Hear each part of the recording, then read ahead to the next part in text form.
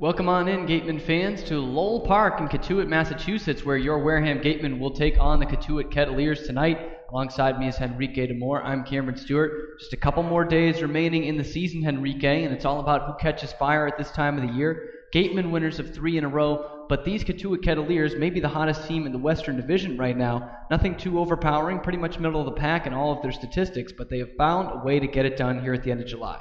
They really have. Everything has been coming together for them as of late, especially the resurgence of outfielder Peyton Burdick, who has been absolutely awesome as of late.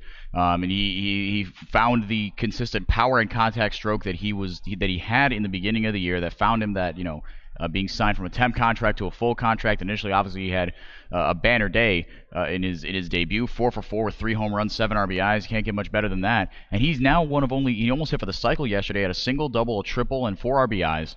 But he's been hitting the cover off the ball. The offense as a whole for Cotuit has gotten going. They've been putting up run after run after run. They won 9-2 yesterday over the Brewster Whitecaps. They've been playing really well. But, everything has been going well for the Kettleers. Winners of 7 of their last 8, 8 of their last 10. But Burdick as well, he's now one of only 2 players in this entire Cape League season to have more than 1 4-hit game. So he is catching fire at the right time, and like you said, Cam, it's about who gets hot right now. And Wareham obviously very hot, but Cotuit is a dangerous team right now. And you mentioned it was the power that's bringing Cotuit back into the standings here and putting them in a tie right now with the Falmouth Commodores for that 3 spot. And the power has been a huge lift for the Gatemen in this 3-game winning streak, the first since they started the season at 4-0. How bizarre has it been these last couple days after going over 2 weeks without a home run to see 5 in the last 2 games? It's been bizarre, but only because of the last couple of weeks and how there has been no power, even after the absence of the Team USA guys, and even after Bryant Packard. We thought he was going to come back from Team USA duty, and then he didn't because he got sick. It was weird seeing home runs from guys like Sahid Valenzuela and Isaac Collins and Ryan Kreidler giving you the power, but Kreidler has continued the power stroke. Isaac Collins has continued to hit very well, but Austin Shenton, a guy who is not a power bat, but he has some sneaky pop. He started to hit really well. In the absence of Jeremy Idens, who hasn't, he's been hitting good enough in the cleanup spot, but his power stroke has been missing a little bit. But then other guys have stepped up in huge ways. Gian Martellini started to hit the ball with some force. Lyle Lockhart put one over the fence at Orleans, obviously. Drew Millis and Oliver Dunn have come out of nowhere to be 2 of the most consistent bats in the last 5 days for Wareham. So the offense is clicking on all cylinders, power and contact at the right time. And looking forward for the last couple games of the season, on paper, Henrique, it certainly favors the Gatemen. Their last 2 after tonight will be against the last place and already eliminated Bourne Braves in a home-at-home. And these Kettleers will have to face the Falmouth Commodores twice, the teams they're at neck and neck with. And Hyannis will have to face the East Division leading YD Red Sox. So, looking at it right now, the Gatemen are in good shape. What do they have to do to avoid a collapse here in the final 3 days and lose that number 1 spot? I think it's going to come down to the offense. I think it's going to come down to the offense, but also a couple of new guys are going to have to step up from the bullpen as well, with the loss of Will Proctor, with Sahid Valenzuela going home. Cody Carroll's on his last couple of days here in Wareham. But I think this team has lived and died by its offense all year, and they can put up 10 runs a game. We've seen that. Now, they did so against 2 of the worst pitching staffs in the league in Orleans and Hyannis, but still that is a big confidence boost going forward, especially after taking 2 out of 3 from Falmouth, who is the best pitching staff in the league. So I think, the Gatemen have had success on the back of their offense. The pitching will come, and, it's up to the offense to back up the pitching staff, because even the last time these 2 teams played against Cotuit, right? I mean, we blame that on the bullpen, but the offense only scored 3 runs, right? The bullpen gave up. Yes, Stoudemire gave up a 2-run shot to Garrett Wolforth, but the offense didn't back them up, right? In the losses to Brewster that we love to joke about and reminisce in tears over, the offense didn't do its job, right? So it's come down to, the pitching has been serviceable day after day, but sometimes the offense just doesn't decide to show up. So I think that's going to be the key going forward, is consistent bats, top-down production like we've seen these last 2 days. So that's what it's going to be like going forward, but still focusing on the game at hand tonight. The Gatemen will take on the Cotuit Kettleers here from Lowell Park. That'll do it for me and Henrique Demore for now, and here to usher us into the pregame show officially, we'll send it down to our host, J.D. Rachi. Thank you very much, Cam Stewart and Henrique Demore. Like they said, I'm your host, J.D. Rachi, getting you going with Gatemen Pregame live here on the Gatemen Baseball Network. Should be a great matchup tonight, 5 o'clock first pitch from beautiful Lowell Park in Cotuit, Massachusetts. It should be a good pitching matchup as well. First for the Cotuit Kettleers, the hosts today. It'll be the left-hander out of Wright State, Zane Collins, who the Gatemen have seen a couple of times this season and have become very familiar with over the last 2 years. Collins was an all-star last year in this league out of Wright State. Coming back this year, hasn't put together as consistent a campaign as he did last year, a 4.44 ERA. In 10 games with 4 starts, he's gone 26 in the third innings, given up 25 hits. The real concerning part, though, is the walk-to-strikeout ratio. 13 walks to just 16 strikeouts on the season.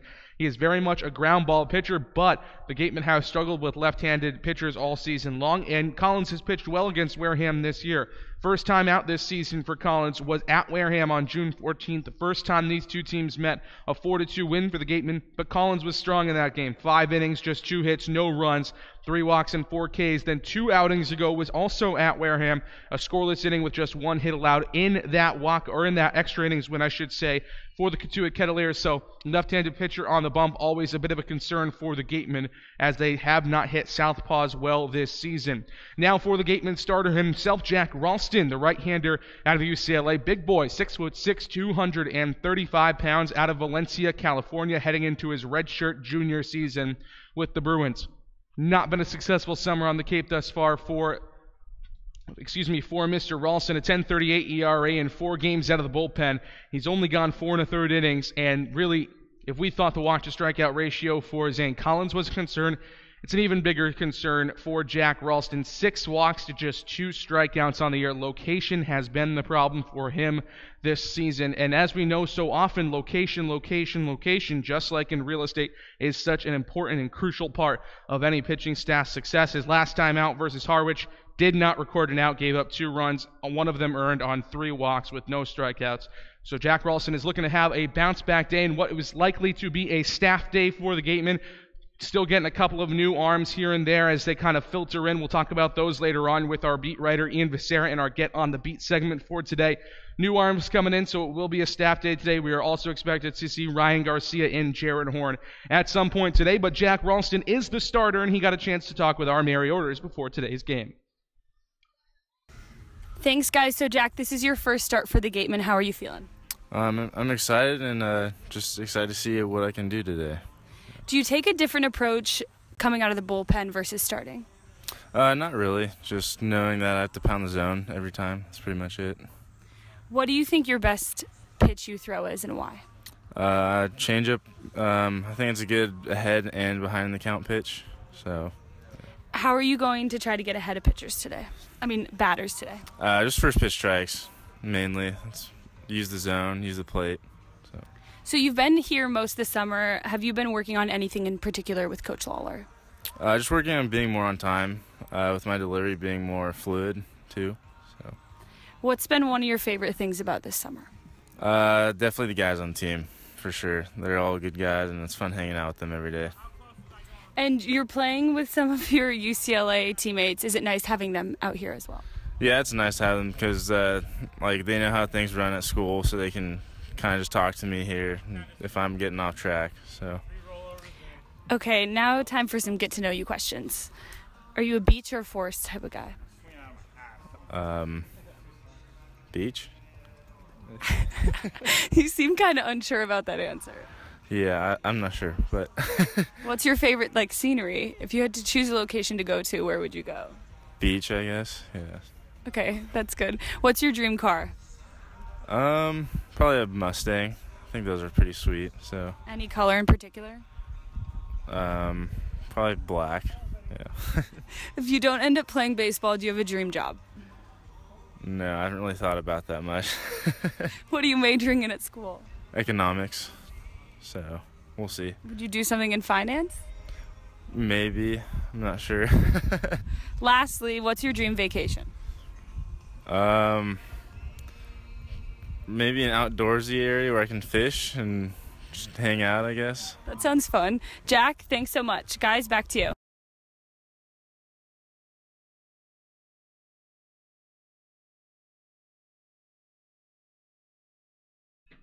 Thank you to Mary and Jack. As always, the right-hander Ralston trying to get back into form from what he did at UCLA. Pretty good season this year for him with the Bruins. Trying to roll back into form as the playoffs come around against a very hot Cotuit Kettleers lineup. And speaking of lineups, how about we get you familiarized with the starting lineups today? First for the visiting Gatemen. Isaac Collins, no surprise here. The right fielder from Creighton leads off for Wareham. He's followed by Oliver Dunn, the hottest hitter on this Gatemen team over the last couple of weeks. He'll play second base. Austin Shenton getting a night off in the field, but he'll still hit, of course. He's DHing tonight at FIU. Jeremy Idens, the cleanup hitter in left field at UCLA. Batting fifth and catching tonight for the Gatemen, the Missouri State product, Drew Millis. Lyle Lockhart Jr., the first baseman out of Houston, bats sixth. And then at the hot corner tonight, back at his natural position from the college year, Luke Roscom out of Nebraska bats seventh. In the 8-hole, Ryan Kreidler, the shortstop out of UCLA. And rounding out the bottom of the order, the speedy Skylar Hunter, center fielder out of Purdue. The Gatemen tonight will send Jack Ralston to the mound. 1 through 9 for the Gatemen. Isaac Collins in right. Oliver Dunn at second base. Austin Shenton, the DH. Jeremy Idens in left. Drew Millis, the catcher. Lyle Lockhart, the first baseman. Luke Roscom at the hot corner at third base. Ryan Kreidler at short. And Skylar at Hunter in center field with Jack Ralston on the mound. And now for the host, Cotuit Kettleers. They'll lead it off with a Creighton Blue Jay as well. Isaac Collins, college teammate and roommate. Will Robertson, the right fielder, will get things started for Cotuit. Zach Bierman, the DH out of Coastal Carolina, bats second. Michael Tolia, the big power bat out of UCLA, will play first base and bat third. In the cleanup spot, Mike Salvatore, the shortstop out of Florida State. The speedster, Duke Ellis, the center fielder from Texas, will bat fifth. Corey Wood, the sixth man today in the lineup, he'll play second base out of Coastal Carolina. The reigning Cape League Player of the Week, Peyton Burdick, at 600 over the past week or so, left fielder out of Wright State, bats seventh. Zach Humphreys, the catcher out of TCU, one of the all-stars for Cotuit, bats eighth. And Brady Smith, the third baseman from Florida, the utility man, bats ninth, with Zane Collins, the left-hander out of Wright State, on the mound for the Cotuit Kettleers. Once again, 1 through 9 for Cotuit. Will Robertson in right, Zach Bierman, the DH, Michael Tolley at first, Mike Salvatore, the shortstop, Duke Ellis in center, Corey Wood at second base, Peyton Burdick in left, Zach Humphreys at catcher, and Brady Smith, the third baseman out of Florida, will round it out in the 9-hole. Should be a good one between Cotuit and Wareham coming up in just about 15 minutes or so here from beautiful Lowell Park. There are a couple of new faces on this Gatemen roster today, a couple of new left-handers coming in as pitchers, and now we are joined by our beat writer, Ian Becerra. Ian, thanks so much for joining us. Thanks, JD. Couple of new pitchers, as we mentioned. Carter Bach out of Wake Forest, as well as Brendan Salucci out of Tulane. A couple of left-handers coming in to replace the roster spots of Sahid Valenzuela and Will Proctor. How big are the losses of Proctor and Valenzuela moving forward for this Gatemen team? Well, JD, they're huge. I mean, the numbers speak for themselves. Sahid Valenzuela, he's an all-star in this league. And as for Will Proctor, wasn't an all-star, but he very well could have been. You know, the thing that impresses me the most with Proctor was, in all of his starts, all of his appearances, 3 runs was the most he had given up. So that consistency that Wareham is losing is going to be huge going down the stretch and into the playoffs. And as for Valenzuela, he struggled a little bit towards the end. But again, he really solidified that top of the order upon his arrival. So that's just another big loss for the Gatemen. And Carter Bach and Salucci, as we mentioned, both left-handed arms that are likely to come out of the bullpen. Both of them mainly bullpen guys this season at Wake Forest and Tulane, respectively. What do you think they can bring to an ailing Gatemen bullpen in terms of the numbers? Not maybe the statistical numbers, but in terms of the number of guys they have left in the pen. Yeah, sure, JD. And I think what these two guys can really provide for this Gatemen team is just another look. So, right, we've talked about how this year most of the pitchers for the Gatemen have been right-handers, and then recently with the acquisition of Joey Barron, that brings you another left-handed arm. Lockhart was a lefty too, but he's not doing any pitching, down the stretch the rest of the year. So to get 2 guys in there who can throw from the left side just gives you a different look, as a lot of good hitters in this league, are left-handed or switch. So just to get you another look out of the bullpen, I think is going to be big for those guys. And just bringing them in, they're going to have to step up because, like you said, teams at this time of year, a lot of guys going home with innings limits, so they have a chance to prove themselves, and, it's going to be a tough time for them to do it as it's playoff time now. And going back to Will Proctor, as you mentioned, it is playoff time. He was your number 2 starter for much of the latter third of the season. Who's a guy now that you think can step up and into that number 2 hole spot in the rotation after Ryan Garcia? Well, I think they have a couple options here, JD. So, Ryan Garcia, he's going to be year 1. He's been year 1 all year. after Matulovic left, so he's your one. You could also move Easton Lucas into a starting role if you want to break up that dynamic all-star duo that you have. But if not, I think Derek West is the guy to slide in there. He's been great for this Gatemen team upon his arrival. But again, you're still going to need that third guy. So as for the third guy, I'm thinking it could be Horn or Hart. You know, a couple guys we've seen throw multiple innings the past couple days. So we'll see what they can do, but it's going to have to be mix and match, a lot of bullpen days. But if Derek West can do what he's done for this Gatemen team, I think they'll be all right. We should see another bullpen day today, another staff day today for the Gatemen. Jack Ralston expected to go as long as he can at the start of this game, but then we're expected to see also Jared Horn along with a couple of other arms today, including Ryan Garcia. Garcia told us he will likely pitch 1 inning today, and then we'll start game number 1 in the playoffs on Saturday. That'll do it for Get on the Beat. Ian Becerra, thank you very much for joining us. And now Don Sneddon, head coach of this team. He's got a lot of roster turnover coming at him, a lot of new pitchers kind of working in and out. What does that mean for the team moving forward? Well, our Mary Order's got a chance to talk to him before today's game. Thanks, guys. So, Coach, we've had 2 big wins the past 2 games. What can you credit it to? Getting more runs than the other team. And good pitching, obviously. Some timely hitting, you know, with the Hyenas thing, we got 10 runs and then we let them back into the game. That was a little disturbing. But, again, that's baseball. That's why you play 9 innings. And, you know, we've played actually 3 good games in a row now. So we're hoping just to continue that for these next 3. It seems like the power's come back into the offense. What adjustments can you credit that to? Nothing. It happens. You know, you can't isolate it. We haven't been lifting the weights more. We haven't been doing anything like that. It's just a timing thing.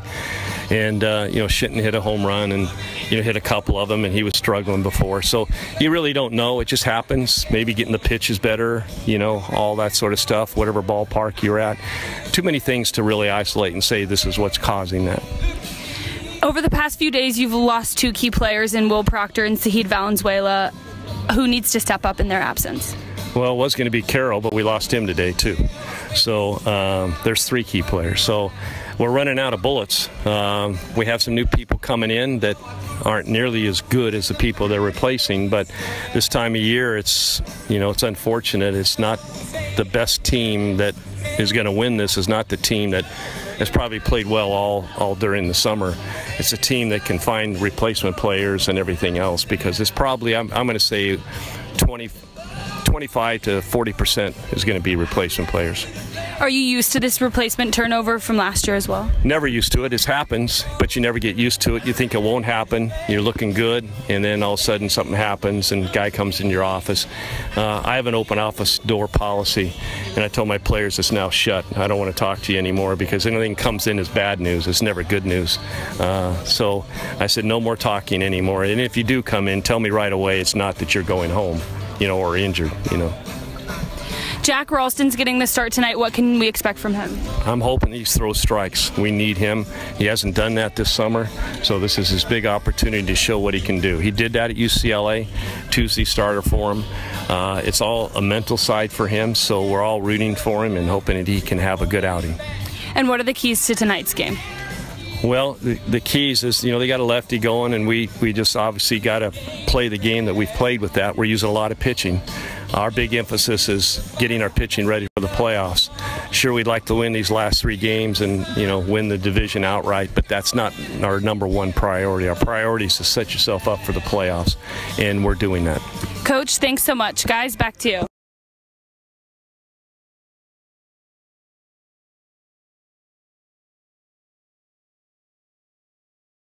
Very much to Mary and Coach Don Sneddon. As always, of course, a lot of roster turnover, but every other team in the league is also dealing with that.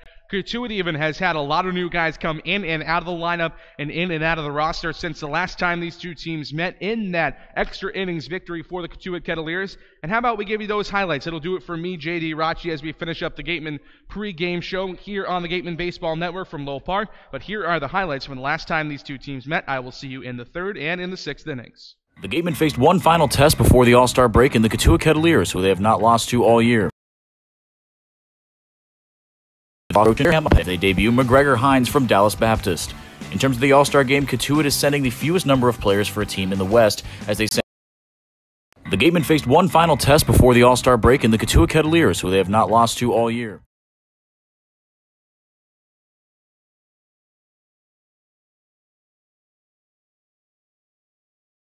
The Gatemen faced one final test before the All-Star break in the Cotuit Kettleers, who they have not lost to all year. Due to the heavy losses in the rotation, Wareham opts for a bullpen day as they debut McGregor Hines from Dallas Baptist. In terms of the All-Star game, Cotuit is sending the fewest number of players for a team in the West as they send infielder Zach Bierman, catcher Zach Humphreys, and closer Steven Schock. Bierman is not in the lineup for this game, but the other two All-Stars look to have an impact on the outcome of this contest. 3-1 the count from Zach Hart to Humphreys. The pitch home is swung on, tap to the shortstop, Ryan Kryler. He'll look off the runner moving up to third base. One run will score, and then he'll tag out Brady Smith between second and third. He had a couple of hits yesterday. 1-1 over the head of Adam Oviedo at second and into right field. Isaac Collins scores from third. Jeremy Idens from first to third on an RBI single from Lyle Lockhart. And this game is tied. It's 1-1 in the bottom of the fifth.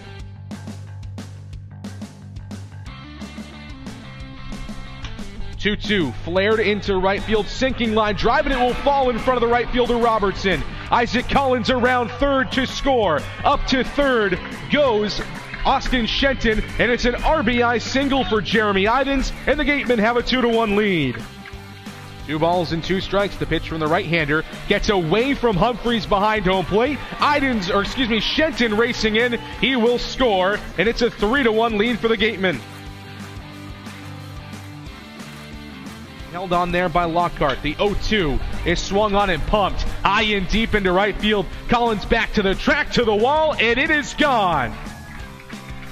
A 2-run home run from Garrett Woolforth, and we've got a tie ball game in the 8th. It's 3-3.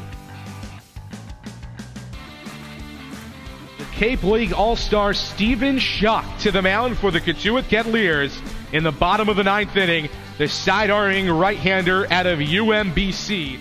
2 balls and 2 strikes. The pitch from the right-hander, Schock waved on and missed. The breaking ball fools Isaac Collins. He's out in front of it, out of the rubber. He's 0-2 sidearm delivery. Nasty slider, called strike 3 on the outside corner. Back-to-back strikeouts for Schock. 2 gone in the 9th. His 2-2 home. Called strike 3 on a slider on the outside corner. Huge pitch from Steven Schock.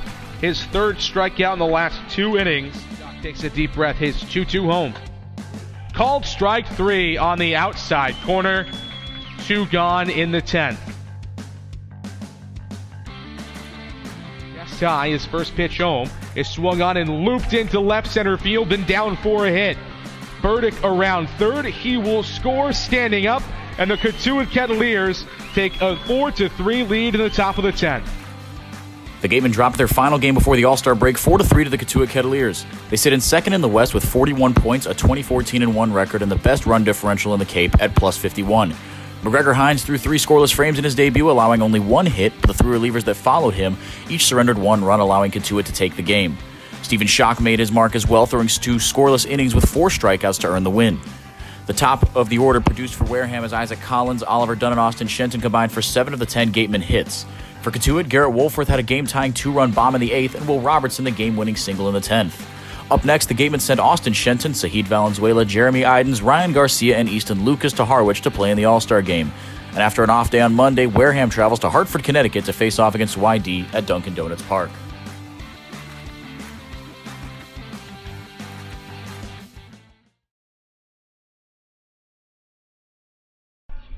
Hello and welcome on in once again to Lowell Park in Cotuit, where the fight song is playing and the Kettleers are just about to take the field ahead of this Cape Cod Baseball League matchup between they and your Wareham Gatemen. Both teams red hot coming into this one. Kettleers have won 8 of their last 10. Gatemen 3 in a row, the first time they have done that since starting the season 4-0 all the way back in the middle of June. And it's been quite a whirlwind in a good way week for the Gatemen, Henrique, since last Tuesday's embarrassment at Hartford in the 5-0 loss to YD. We've only lost 1 game since then, and that was to the Falmouth Commodores, a team in that 3-game series that the Gatemen still won 2-1. Yeah, exactly. I think the YD game, as nasty as it was, might have been the wake-up call this team needed. Because like you said, that loss to Falmouth, that Falmouth team is a very good Commodores team. It didn't feel like the Gatemen got embarrassed quite like they did at YD. I mean, the bats were completely silent against the Red Sox. and couldn't get much of anything going. The pitching got rattled around a little bit. But against Falmouth, I think the Gatemen showed their mettle in a team that honestly they had embarrassed them before on multiple occasions. But the Gatemen came into that series strong, took 2 out of 3 from the Commodores, secured a little bit of a better foothold in the playoff picture, and then after a drubbing of Orleans and a 10-6 win over Hyannis, which was closer than the scoreline might indicate. It got really, really ugly there at the end, but that was not a 4-run victory. That was a dominant victory aside from some shenanigans there in the last inning. But other than that, the Gatemen were front to back dominant in that one. They're playing really, really good baseball, like you said. Yeah, you said Hyannis scoring the last 6 runs of that game after the Gatemen were up 10-0. And for the Kettleers today, they will send out a guy who's very familiar with these Wareham Gatemen, Zane Collins, in his second year in Cotuit out of Wright State. Pitched a complete game shutout against them last year at Spillane, and so far this year has faced them 3 times. He's been a jack of all trades for the Kettleers. This is his 11th appearance, his 5th start. And his last time out was against the Bourne Braves. Got his first victory of the year, only 1-0 with a 4.44 ERA. Last time out, 5 innings, 2 earned runs, scattered 7 hits, and struck out only 1. And we are about ready to go here as it's the all-Collins matchup to start things. Zane, the left-hand pitcher, will face the switch hitter batting right in Isaac Collins, today's right fielder. We're in the final 3 games of the season here. Gatemen will wrap up with 2 against the Bourne Braves as the first pitch is bounced up the middle. It's a long-ranging play for Corey Wood. The throw is going to be on a hop, and it's not going to be in time. Reaching on an infield single is Isaac Collins on the first pitch of the ball game. 1 pitch, 1 base runner. That's kind of how Isaac Collins likes to do it. He is more aggressive in his first at-bat or 2, and he puts together very good, very long at-bats, but later on in the game, Collins just hit the ball on the ground. It wasn't especially hard or well-hit ball, but he hit it to the right spot. Sometimes better to be lucky than to be good, and Isaac Collins is very good, but there, he got lucky. And now Oliver Dunn, who has been nothing short of good, he's been returned to the lineup this weekend as the first pitch from Collins is going to be in there for a called strike on the inside corner. Scattered 6 hits over his last 2 games, including a 4-for-6 day against Orleans on Saturday. Driven in 3 RBI over his last 3. 0-1, cut on and missed from Dunn. He's quickly in the hole now, 0-2. That's brought the average up for him at 225 this year, a homer and 8 RBI.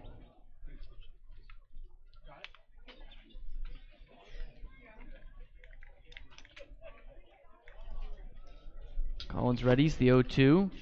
Breaking ball that misses down low at only 73 miles an hour. Dunn lays off of it. Like you said, Cam, that 225 batting average, that does not tell you even close to the whole story. This kid has been absolutely on fire, bar none the Gatemen's best bat over the last 5 games. He's hit safely in all of them as a pickoff attempt goes over to first. He's hit safely in the last 5 games he's played for Wareham, and he's had multi-hit games in every single one. 2 for 3, 2 for 4, 1 for 3, 4 for 6, obviously, in that game against Orleans. It was absolutely monstrous. And then 2 for 4 in the win against Hyannis. So certainly someone the Gatemen are going to have to rely on for a lot of this year. He shatters his bat. It's going to be popped up into the air, and Zane Collins just moves a step or 2 off the bump and makes the catch. So Dunn goes down for the first out of the inning, and we'll have to use a new piece of lumber next time he goes up. Just to put a little more of a numerical emphasis on the tear that Dunn has been on. His batting average before he was placed back in the lineup in the protested game against Hyannis, the last time he got, that was when the hitting streak started for him. His batting average before that game was at 0.71. I mean, to shoot your batting average up 150 points like that, that's the kind of tear he's been on. He's been hot, and a guy getting hot once again is Austin Shenton, the man at the plate right now as he takes this one down low for ball 1. He was in a bit of a slump until Sunday, where he rocketed 2 homers, equaling his season total and doubling it from 2 to 4. Pickoff throw already standing back at first base is Isaac Collins. He got there with an infield single. And after the Oliver Dunn pop-out, that's where he is with 1 out in the inning. In the top of the first from Cotuit, Gatemen in their 3rd jerseys, the cranberry tops, with script Gatemen across the front. This one is going to be a check swing and a foul off himself. Shenton wincing a bit to even the count at 1-1. sorry, Henrique, just to finish that off, Cotuit in their regular home pinstriped uniforms with Kettleers across the front. I was going to say, you don't love to see that. Obviously, Shenton looks like he's okay, but that was part of the reason why Sahid Valenzuela is no longer in the lineup. He fouled the ball off his foot, and there was something with something with insurance that wouldn't cover something unless he was back in his home state of Arizona, so he had to go home to get that checked out. This one's going to be sent out to center field. Duke Ellis, a couple steps back, will reel it in. And Collins has to go back to first base where he has been stranded on the last two hitters, and there's two men down for Jeremy Idens.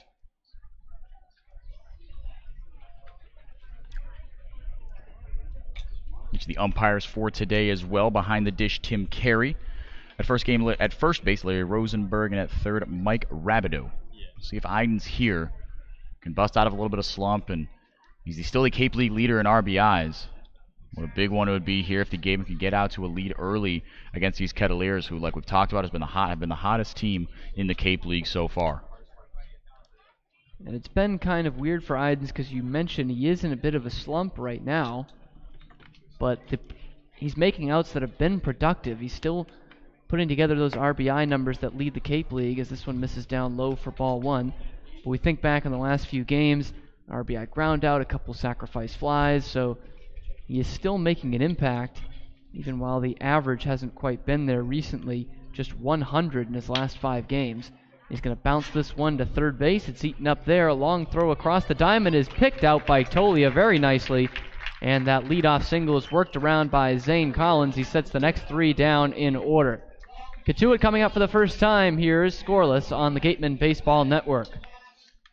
Soft as a Grape has 10 retail locations on Cape Cod, so even when you're cheering on your Gatemen at any away games, stop into a Soft as a Grape store for the best Cape Cod products. Stores located in Falmouth, Mashpee, Woods Hole, Hyannis, Chatham, Provincetown, Edgartown, Oak Bluffs, and Vineyard Haven. From beach day to every day, Soft as a Grape has you covered.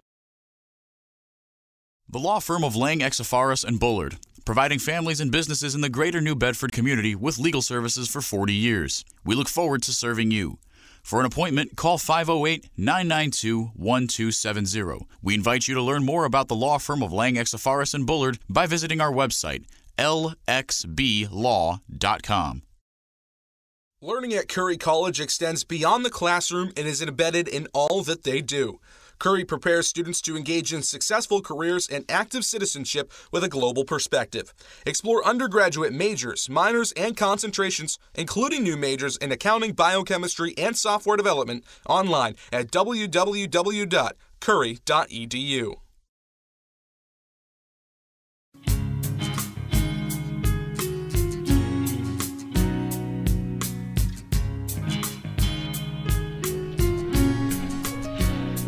Now we are back here in Cotuit for the bottom of the first inning. Kettleers coming up.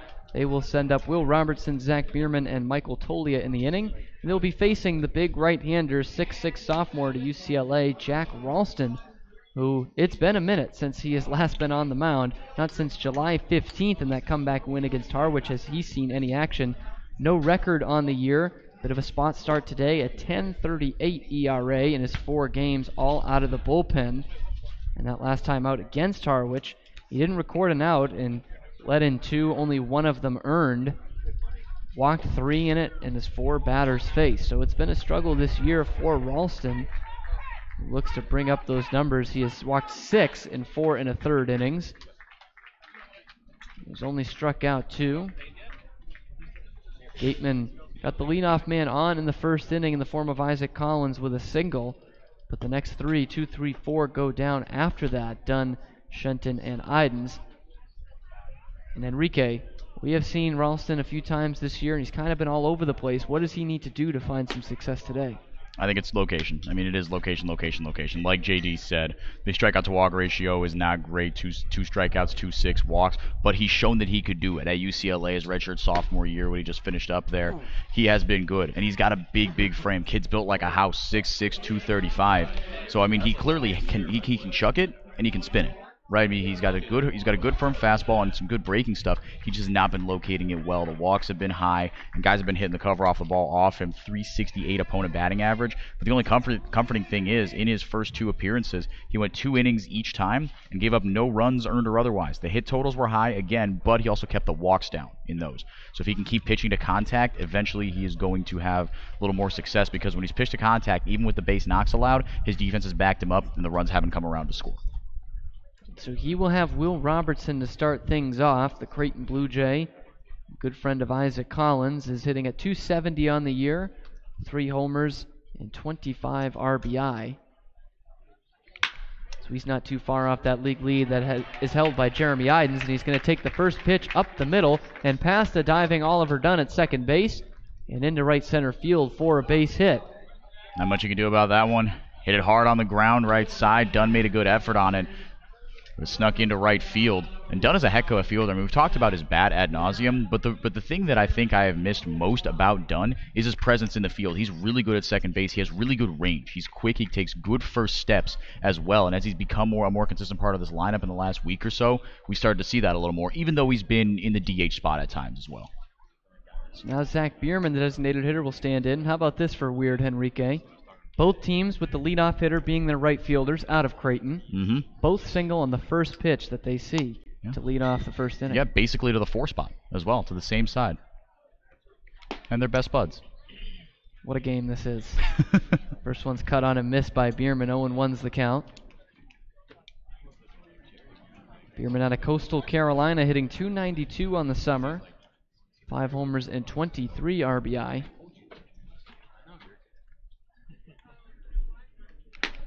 One going to miss outside to even things at 1-1. For a team that doesn't exactly light up the scoreboard, it's kind of middle of the pack in most offensive categories. They've got some big RBI guys at the top of the order, 25 and then 23 in the 1-2 spots. Yeah. You normally should see that in the 3, 4, 5 holes, but it comes up at the top of the order for the Kettleers at least today.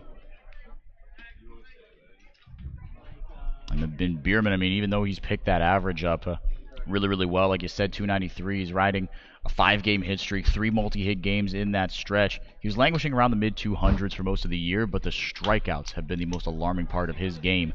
52 strikeouts, in 123 at-bats. If you're striking out almost every other at-bat, you're not going to find a lot of success. Honestly, with that number, it's a miracle he's hitting 300.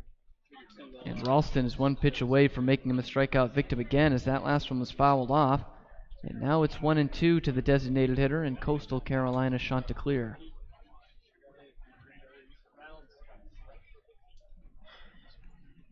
Ralston's 1-2. On the outside corner, a called strike 3. Bierman goes down again. And it's the first one of the day for Jack Ralston. It's brought to you by the law offices of Lang, Exafaris, and Bullard, the official strikeout sponsor of the Wareham Gatemen. Good firm fastball, got the outside part of the plate. It was beautiful location to Bierman. I like to see that from Ralston, just his 3rd strikeout of the year, but I think a good bounce-back AB as well against a guy who is a free swinger, obviously, but got him to strike out there. Will Robertson's still over there at first with 1 away, but Tolia a very dangerous bat. You mentioned that the average is down low at 209 on the summer, but 6 homers and 22 driven in. First pitch to him. Not too far off from the one that froze Bierman, but this one's going to miss for a ball. Defensively for the Gatemen, Lyle Lockhart's over at first base, Oliver Dunn at second, Ryan Kreidler at short. And a bit of a new look over at third base, just the second time Luke Roscom has been there all year. Bit of a utility guy at Nebraska, so he is used to that position. Left to right in the outfield, Jeremy Idens, Skylar Hunter, and Isaac Collins, with Drew Millis doing the catching for Jack Ralston, as this one misses outside for ball 2, 2-0. Enrique, I think we had a bit too much hockey talk earlier. I think we did. I got Brian Ralston in my head there. 2-time Bruin. You told me a fun hockey story this morning. Oh, I did? About one Bacchus. That's true, yes. I think we might need to tease that if this game gets out of hand at either point. Yeah. Or at either way at any point. But yeah, David Bacchus almost got me fired from my old job. Yeah. Funny So I think we'll leave that there. We'll get back to you in the 8th inning. Got it in the back pocket, yeah. Whenever we need it. 2-0 to Tolia's on the outside corner for a called strike 1 from his teammate Jack Ralston. Both of them Bruins. Mm-hmm. Jack Ralston, Brian Ralston. True. There you go. That must have been it. Yep. That must have been it. And guys, and obviously this pitcher-batter matchup. 2 Bruins as well, obviously. 2-1. This one at 91, but off the plate. So it's Tolia who's ahead of the count, 3-1. And these are a couple of kids who can share pants and share uniforms at UCLA. Both pretty tall out there. Ralston standing at 6'6", and Tolia really no slouch either at the plate. As he awaits the 3-1, this one's going to be bounced on the ground in fair territory to Lyle Lockhart at first base, who is just waiting for Tolia, and will tag him out for the second of the inning. But moving down to second base is Will Robertson and into scoring position. And they gone back-to-back at-bats. Ralston has shown good location on a 3-1 pitch, got that kind of contact. You love to see it, especially from Tolia. I mean, obviously, like you said, the average hasn't been there, but he could put a charge into a 3-1 pitch or two. He's done so on numerous occasions this year. Now Mike Salvatore in the cleanup spot. We haven't seen him in this spot this year yet. Shortstop out of Florida State. He's up there for a reason.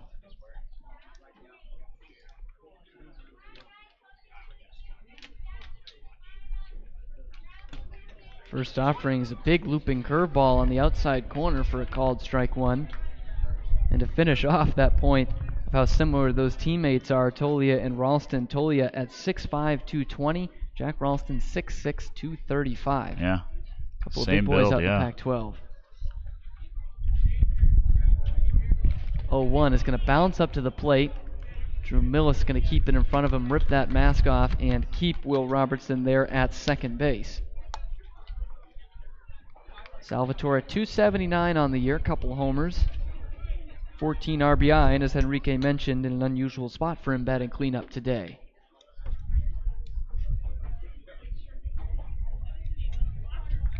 (1-1). He just gets a piece of this one. It's fouled off behind home plate. A little slow to make the call there was Tim Carey. You got to make that call pretty immediately because Millis thought it was foul over at second base. Well, Robertson did not. Heads up, base running by him. Just go until the ump tells you to stop. But a little odd there. That's something you normally see. It was pretty obviously foul behind home plate, but as you said, late on the call, he's got to keep going. 1-2 is the count, 2 outs and a man at second base here in the bottom of the first inning from Lowell Park. Ralston's 1-2, down in the dirt again. This time Salvatore lays off, checks his swing, puts things at 2 balls and 2 strikes.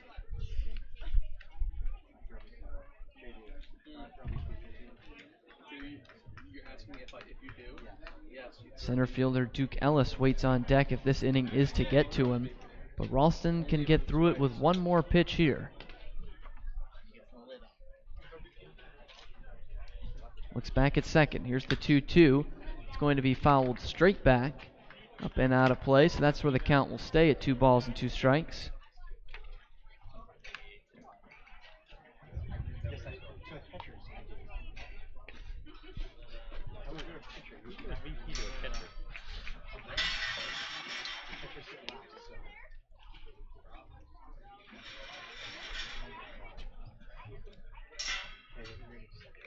(2-2) once more is going to be skied out to right field. Battling the sun is Isaac Collins, but he is under it and will reel it in for out number 3. So like Zane Collins does before him, Jack Ralston works around a leadoff single. The man Will Robertson gets to second but goes no further. And we are through 1 full here at Lowell Park and Cotuit. A hit aside, but no score as we head to the second here on the Gatemen Baseball Network. Beat the heat and join us at Waterways, a water experience unlike any other this side of the bridge. Open daily, head over to the water park on Route 28, the Cranberry Highway. Folks, after the game, be sure to visit El Mariachi on Main Street for the best Mexican food in Wareham. The cantina provides a delicious late-night snack accompanied by fun cocktails. Since 1950, Morse Insurance has consistently offered the best insurance at competitive rates to generations of clients in southern Massachusetts. If you're frustrated with paying for what essentially feels like just a piece of paper, it's time for you to check out the one-of-a-kind client experience that only Morse Insurance can deliver.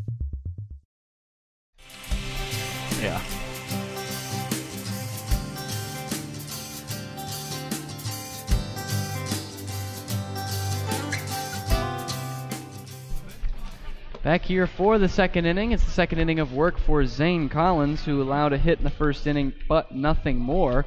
So in this one, he will have 5, 6, 7 in the Gatemen order. Drew Millis, followed by Lyle Lockhart and Luke Roscom. That one hit coming from Isaac Collins in the leadoff spot. And his teammate, Will Robertson, also getting one in the leadoff hole for the Kettleers in their half of the first inning.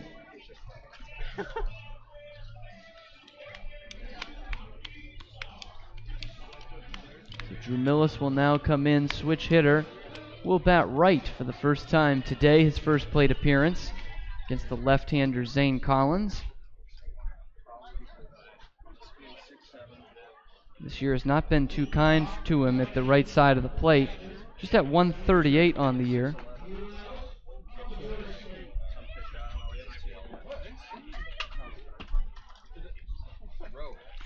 See what Collins counters with here. He's got no strikeouts on the day so far. The one base knock by Collins was weakly hit, but just like I said, to the right spot. Collins been pitching a lot better as of late in both his starts and relief appearances. He's given up just 3 earned runs in his last 6 appearances. This one's going to be skied out to left center field, and it will be the left fielder moving in on it for out number 1. It was Peyton Burdick who was calling off the center fielder Duke Ellis. It's a quick first out of the inning, and it brings up Lyle Lockhart with the bases empty.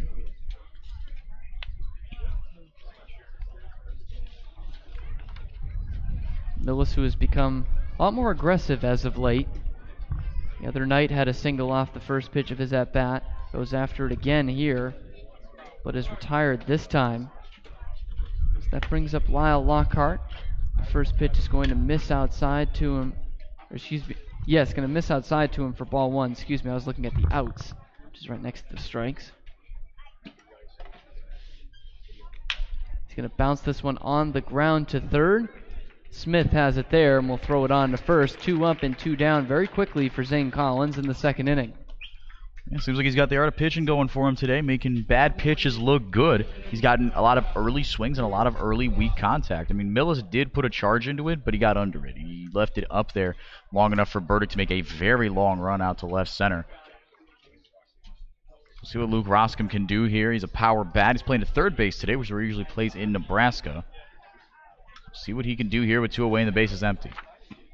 See if he is more comfortable at that position, both out in the field, and therefore it transpires at the plate as the first pitch misses up high for ball 1. It's at 237 on the year, and just his 23rd game.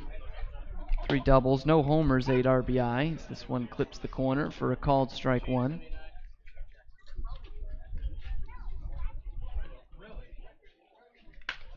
Oh, 1 is going to be rifled foul into the netting. That protects the Cotuit spectators above their dugout. 1 and 2 now with 2 outs.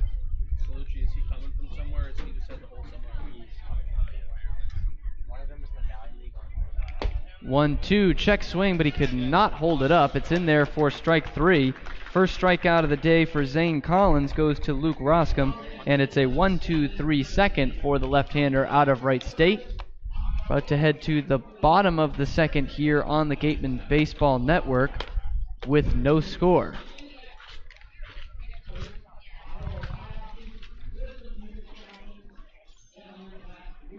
So now we're going to send it over to our sideline reporter, Mary Orders, with one of the newest Gatemen. It's being introduced to the Cape League.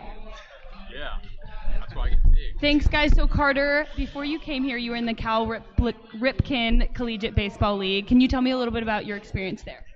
So it was a great time, and I enjoyed every minute of it, like meeting the new people, having a good time, and making relationships with everyone, and it was one of the better experiences I've had in Somerville. What did you learn there that you're going to try to apply here? So the biggest thing was getting a third pitch and basically just throwing everything for a strike. So hopefully I can figure out where the zone is and have everything go well up here. Are you trying to improve on anything while you're here? Yeah, probably just trying to hit the zone and then just trusting my stuff and pounding it in there. Heading into playoffs, what are some of your personal goals and what would be some of your goals for the Wareham team? Just setting the team up to win. I mean, I'm not going to try to do anything spectacular for us. Just stay to my role and do whatever I need to do for the team. Carter, thanks so much. Guys, back to you. Thank you to Mary and to Carter Bach, the newest member of the Wareham Gatemen. Of course, at this time of year, Henrique, all kinds of roster moves with guys hitting innings limits and guys getting banged up. And all sorts of turnover coming with the roster as the Gatemen head into the playoffs. Both these teams have clinched a spot in the Cape Cod League playoffs. As for the second inning, Duke Ellis will get things started. Center fielder out of the University of Texas here in the second inning. And Bach, like he said, he had really good success in the Cal Ripken League, actually an all-star in that summer league as well. So even though his college season or his college numbers have been a little up and down, he's had success this summer, and he's going to be playing against better competition here, absolutely. But he's riding a little bit of a hot streak.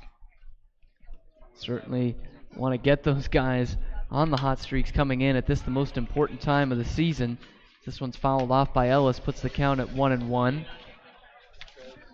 And Don Snedden said in our pregame show how important that is, these replacement guys coming in at the end of the season. He said by the time you hit the playoffs, 25 to 40% of your roster are guys you have signed in that month, basically. This one's a breaking pitch that misses just down low. Put the count at 2-1. Duke Ellis along with the guy that'll hit third this inning, Peyton Burdick. These two guys have been out on an absolute tear for this Cotuit team. A big part of the reason why they have been playing such good baseball as of late and producing the kind of runs that they have. That one misses upstairs, but not by much. 89 out of the hand of Ralston. Ellis riding a 6-game hit streak, and even in that 7th game in which he went 0 for 2, walked twice and came around to score both times. He's been swinging a very good bat for these Kettleers. He's going to get a hold of this one out to center field, but moving back on it is Skylar Hunter, and he has plenty of room to reel it in for out number 1. Now this will bring up another Chanticleer of Coastal Carolina. Corey Wood was playing second base today and will bat left with 1 out and the base is empty.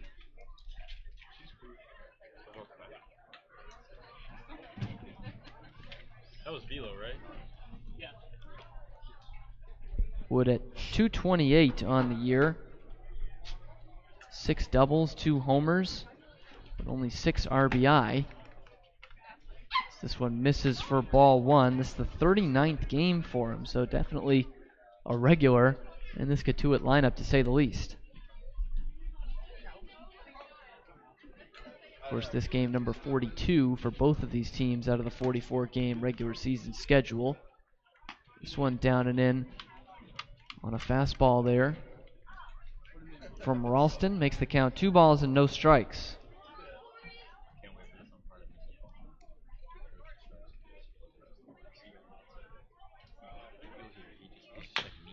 This one's going to be a high-topping ground ball in front of the second base bag, and coming over is the shortstop, Ryan Kreidler.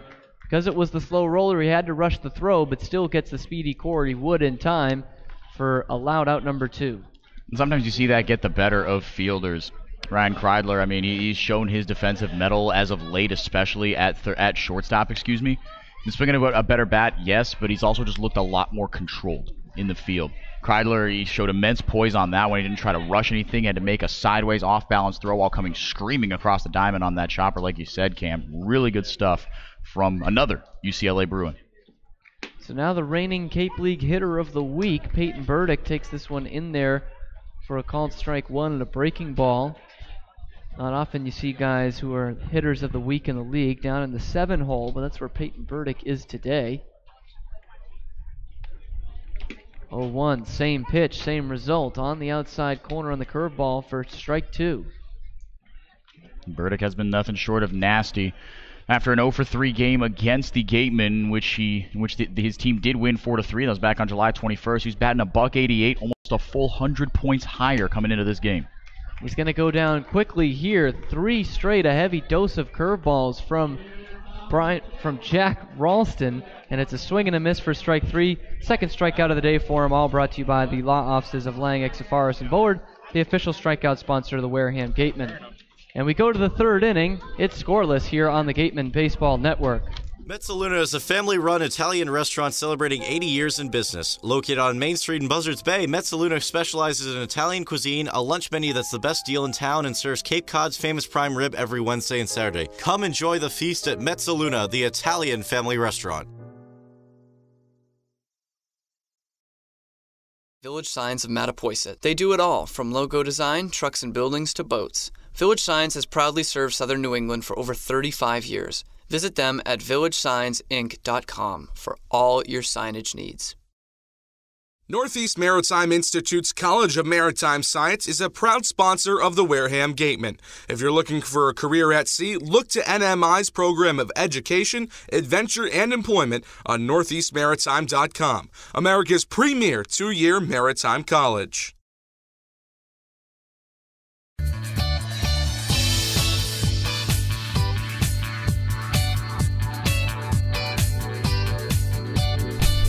Move on to the third inning from Lowell Park in Cotuit. Zane Collins is out there to face 8, 9, and 1 in the Gatemen order. Ryan Kreidler, Skylar Hunter, and Isaac Collins expected in this frame.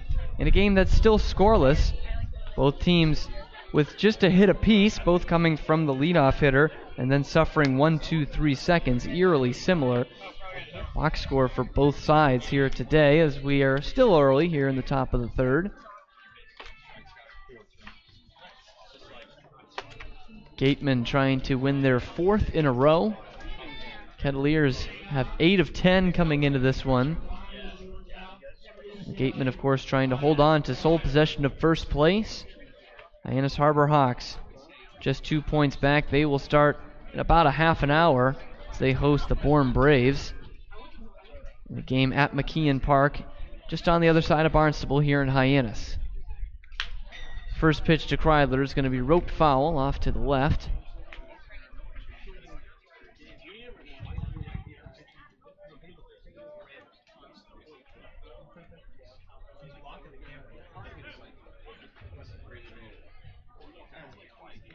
Oh-1 is going to be bounced to the second base side. Corey Wood had to go a long way as they were playing the shift on him up the middle, but will get it at the shoe tops and throw on over on the run. For out number 1, Kreidler is retired. And after he did that in the field, a nice play from his shortstop position, Corey Wood returns the favor from the second base side. With 1 out, it'll be Skylar Hunter coming to the plate, switch hitter batting right. Take the first pitch just down low on a fastball from Zane Collins, 1-0. Cut on and missed there from Hunter to even things at a ball and a strike.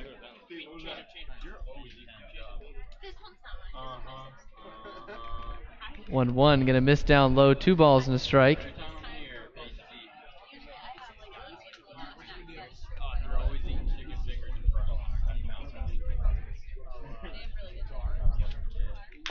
Two-1 is going to be bounced to the third base side, but will be foul before Brady Smith goes and corrals it.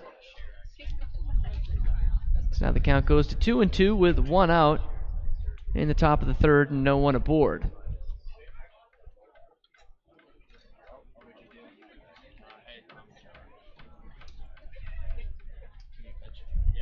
Isaac Collins, who represents the top of the Gatemen order, is on deck.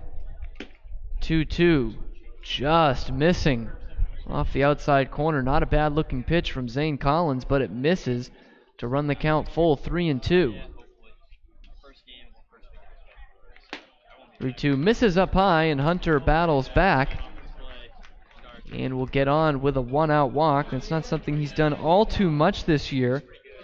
Out of that number 9 spot usually, seen as a second leadoff man.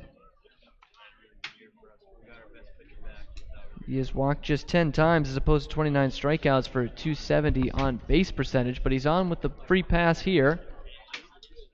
And Isaac Collins will now stand in with 1 out. Take the first pitch outside for ball 1. He's already put together a longer at bat than he did in the first inning. He led things off on the first pitch from Zane Collins. He took it into right center field for a base hit. 1-0 is going to miss up high, snap throw down. Will not be in time. Getting back in there standing is Hunter.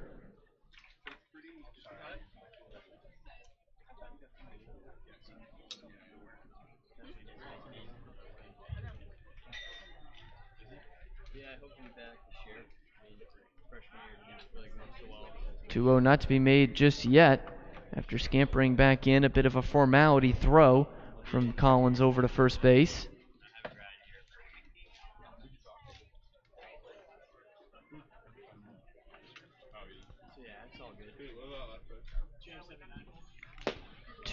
Cut on and missed. Almost going down to a knee there, Adrian Beltre style, was Isaac Collins, and put a strike on him. 2-1.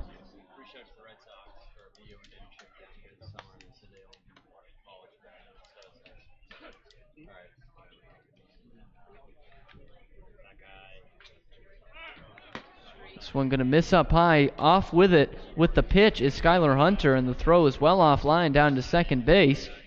So Hunter gets in there with a stolen base, moves himself into scoring position. It's now a 3-1 count to Isaac Collins. That his fourth stolen base on the year. And now 5 attempts.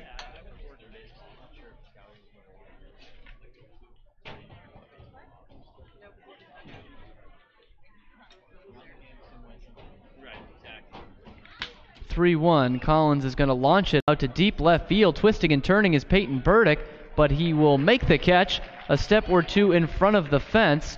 Momentum will actually carry him into that fence, and Skylar Hunter is tagging and moving from second to third on the play. Collins gives that one a ride and moves the man over, but with 2 outs, it'll now be up to Oliver Dunn in this inning.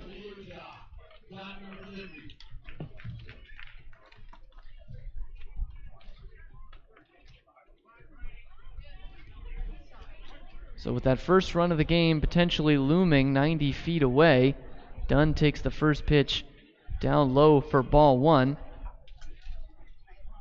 This now the 10th inning of work for Zane Collins against the Gatemen, and this his 4th appearance, has yet to allow a run to come home against Wareham this year. This one's about belt high and on the inside corner to put things at a ball and a strike.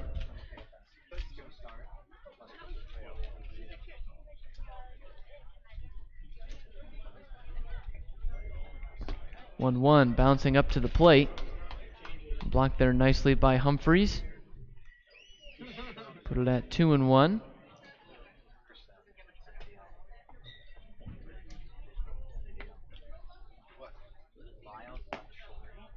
This one missing outside, so further ahead of the count is Dunn.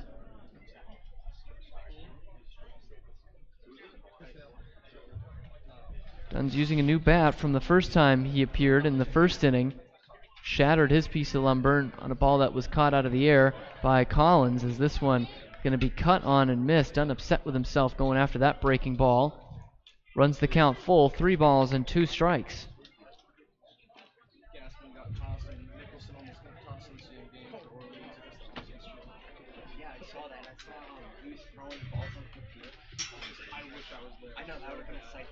Full count offering, payoff pitch, misses down low and away for ball 4. It's the second walk issued of the inning by Collins. Down to first base goes Dunn. Runners at the corners now for Austin Shenton. Still 2 men down in the frame.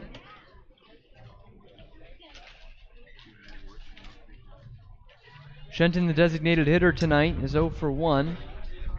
Flew out to Duke Ellis in center field his first time up. With a man at third base. He tries to make it 28 RBI on the year. First one's on the outside corner for a called strike 1. Lefty-lefty matchup.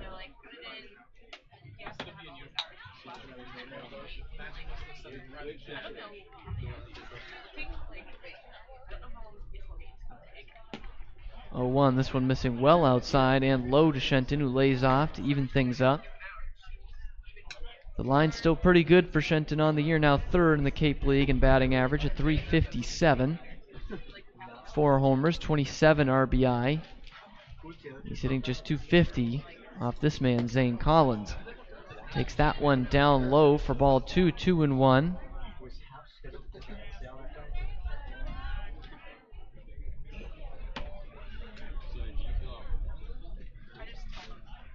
with runners in scoring position this year for Shenton, hitting .413. He will need to battle back to improve that number as he fouls this one off to put things at 2-2. And with runners in scoring position and 2 men out, which is he has right now, he's hitting at .364 on the year, 7 RBI. 2-2 is going to miss. Pitch that wasn't too far off the plate. So like Oliver Dunn before him and Skylar Hunter earlier in this inning, it'll be a full count now to Austin Shenton. The 2 men before him in that situation have walked, and they're at first and third. Payoff pitch on the outside corner, a called strike 3, and Austin Shenton can't be happy with that call as he is left frozen and heads back to the dugout, leaving 2 men stranded. The Gatemen leave runners at the corners. We're about to head to the bottom of the third. After this quick commercial break, we'll send it to our host, J.D. Rachi, for a look around the Cape League. Legacy Insurance Agency at 213 Main Street here in Wareham can offer you coverage for all your insurance needs. We have the bundle discounts, the accident forgiveness, the vanishing deductible, no loss, etc. But unlike those other gimmick companies, we can quote you with multiple carriers. So forget the lizard and the price tool and come talk to a professional. We'll help you find what's right for you.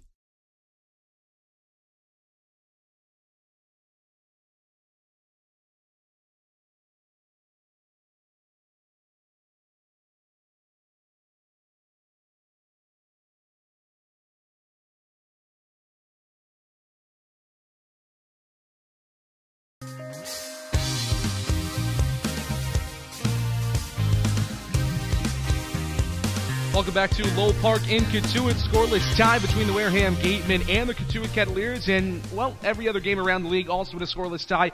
That's because nothing else has started. At 6 o'clock, the second game of the evening, the Bourne Braves travel to McKeon Park in Hyannis to take on the Harbor Hawks.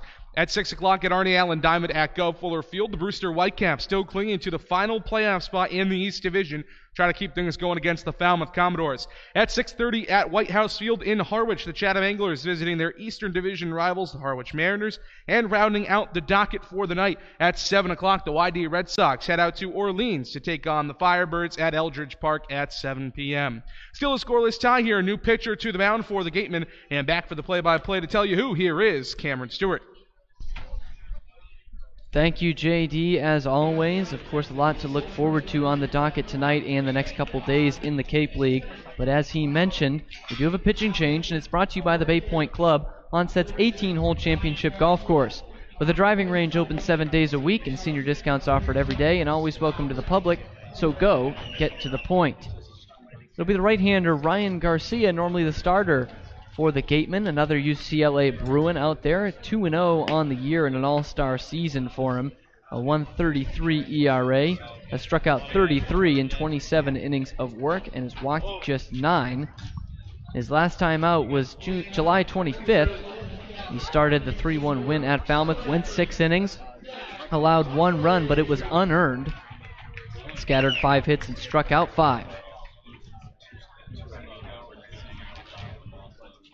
So he will face 8, 9, and 1, starting with Zach Humphreys, the TCU Horned Frog, and tonight's catcher for the Kettleers.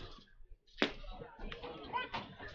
one's in there for a called strike to him.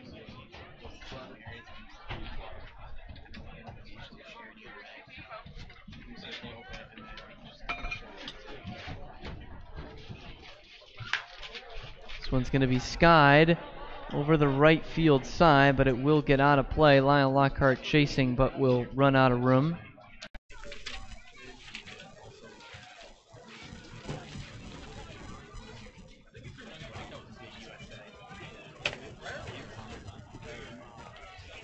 Humphreys at just .218 on the year. 3 homers, one of them came here in a game against the Gatemen. This one misses down low, 1 and 2 is the count on him. .217, 3 homers, and 7 RBI for the catcher. 1-2, he reaches out and pokes this one foul, out of play. You'll recall that was one that was marred in some controversy. He hit it right down the left field line, which is only .320. Straight down the line here at Lowell Park. And it just cleared the fence. It was a rocket and was just fair, but it was originally called foul, and the umpires had to convene and change that one to give him a solo homer.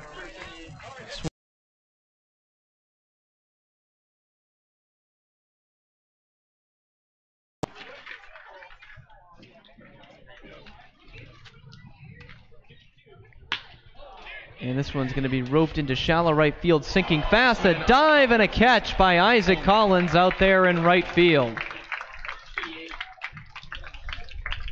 Collins started out, then had to come in very quickly.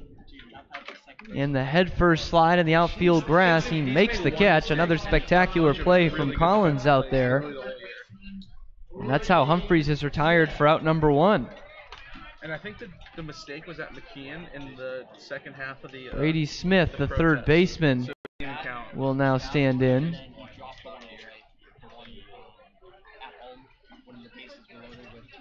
Oh, that's right. This one's going to be popped up, foul, and out of play, 0-1. Hey, but we came back and won that game, so it doesn't even matter.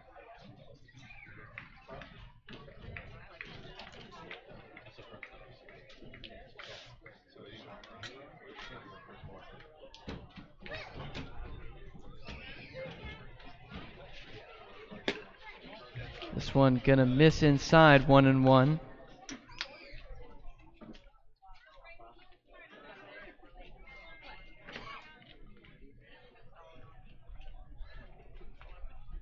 Smith at .333 in a shortened year after coming from the College World Series. We'll take one on the outside corner for a called strike 2. .333, a homer, 9 RBI.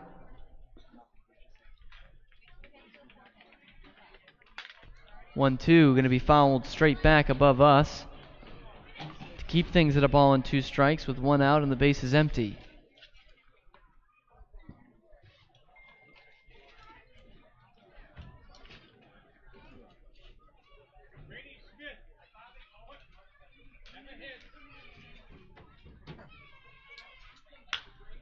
One-two is going to be sent in Isaac Collins' direction again in right field, but it will get out of play, foul.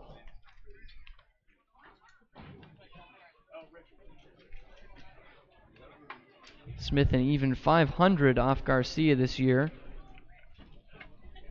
1 for 2.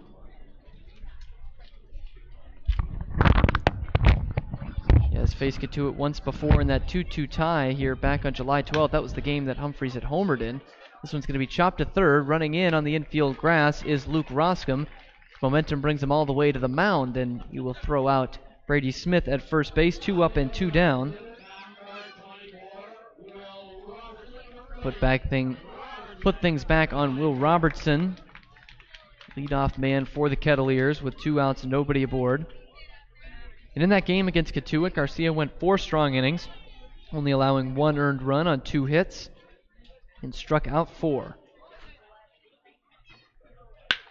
This one's absolutely roped by Will Robertson out to deep right field, and this one is going to be off the wall. Collins will play it on that hop. He's got to play at second base, and he threw him out! Isaac Collins from the warning track throws out Robertson at second base. That's how the 3rd inning ends, and it is still scoreless as we head to the 4th here on the Gatemen Baseball Network.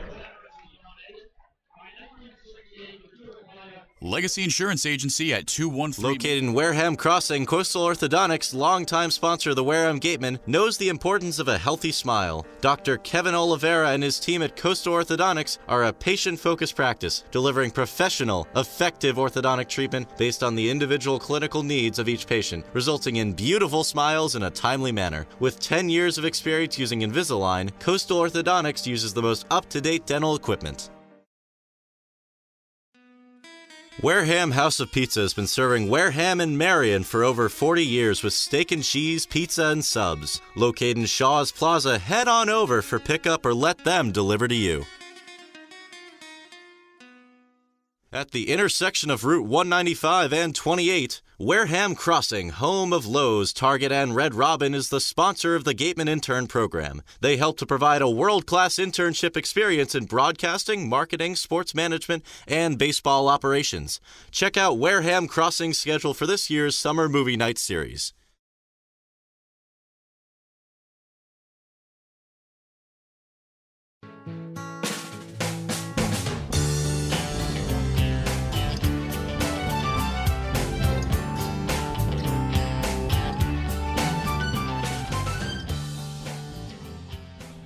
Back here for the 4th inning at Lowell Park in Cotuit. A couple of dazzling plays in right field for Isaac Collins in that inning.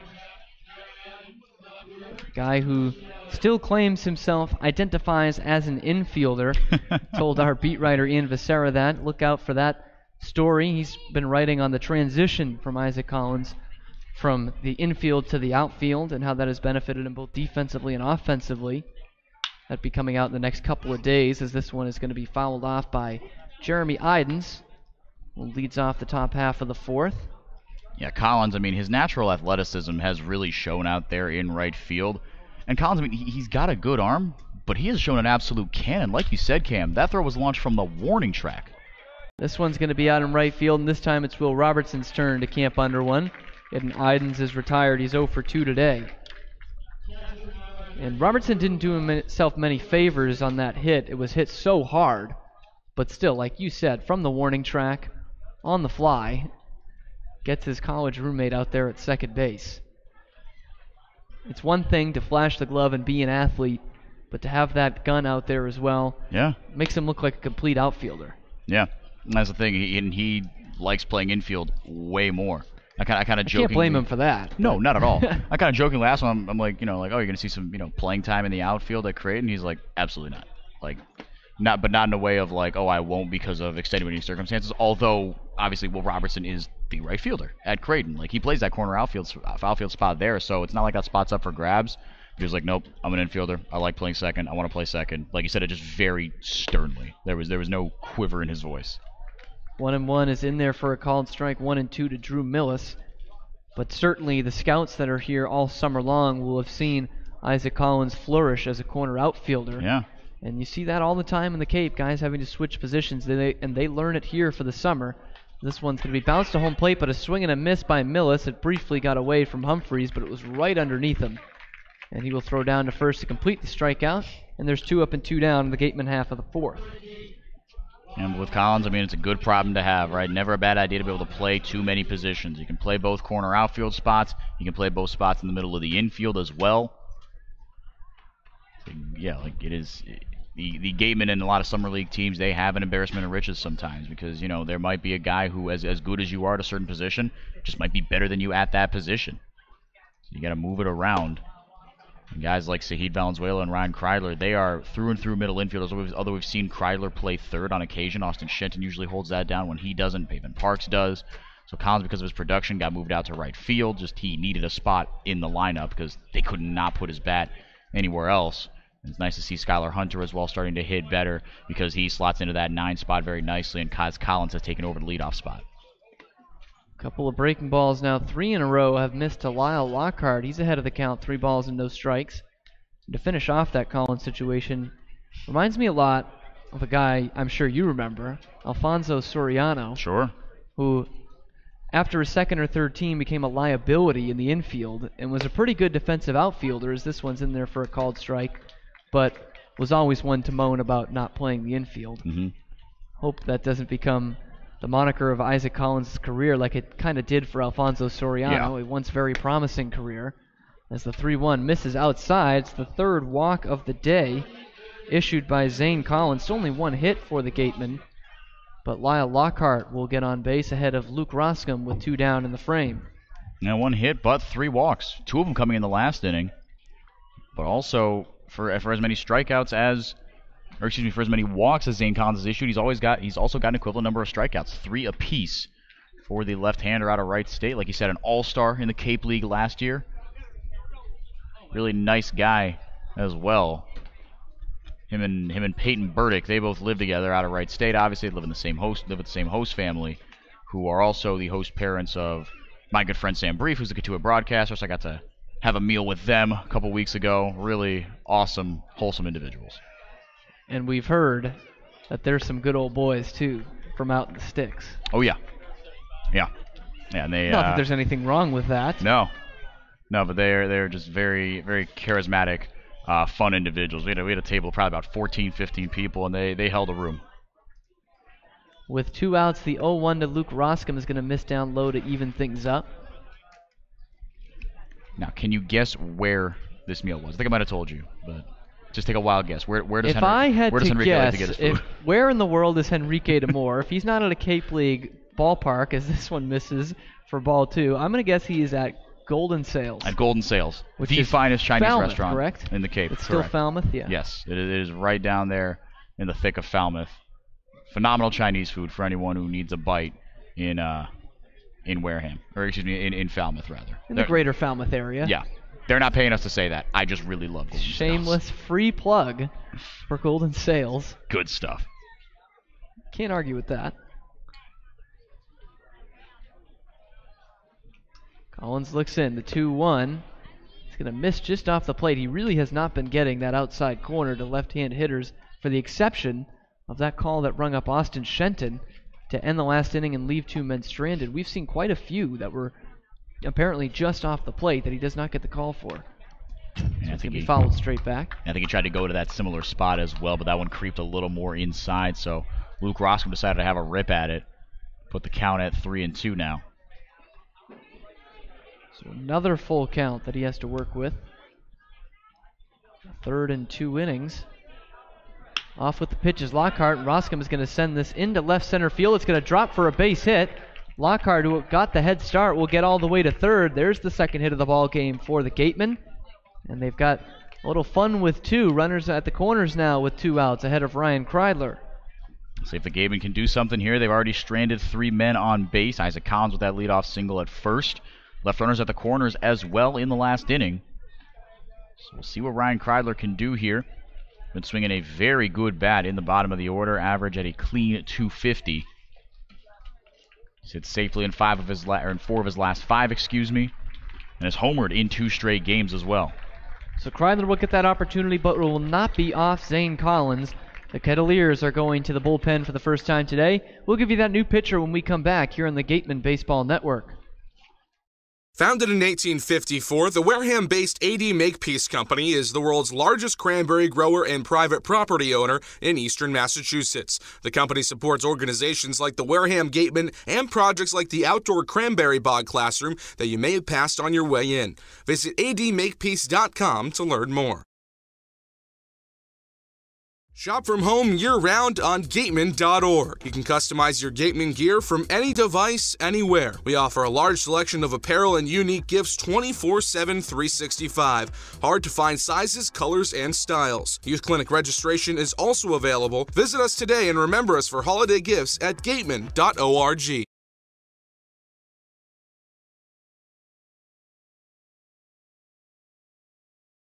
Stop by the Ansel S. Gurney House, where you will find a unique shopping and dining experience. Whether shopping for a special occasion or just to treat yourself, you'll find what you're looking for in one of the 11 themed rooms. There's also a cafe serving fresh homemade lunches overlooking the extensive gardens. The Ansel S. Gurney House is located at 403 County Road in Marion.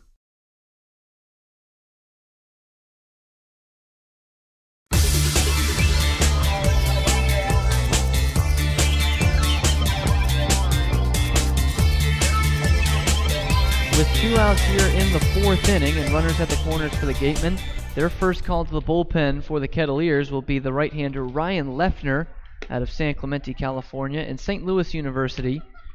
2-0 record on the year. This is 14th appearance all out of the bullpen. ERA is pretty high, 5.78, has recorded a save, has struck out just 20 in 23 1/3, and has walked 9, allowed 27 hits over that span. He's faced the Gatemen twice. And the first time out against them in that 2-2 tie here back on July 12th, he went 3 shutout innings. The last time these two teams met back on July 21st, he gave up 2 earned in an inning and a third out of the bullpen. So you'll hope to rectify that as Ryan Kreidler will stand in with the men at first and third and 2 outs in the inning.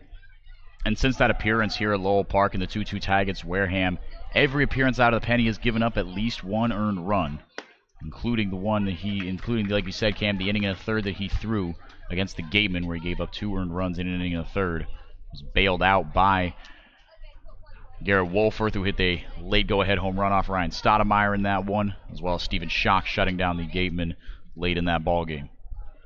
0-1 is the count to Kreidler after the first pitch caught the outside corner. Now 0-2 as he goes biting at a breaking ball low and away. So far, so good for Ryan Leffner. He looks to get out of this jam with Ryan Kreidler in the hole.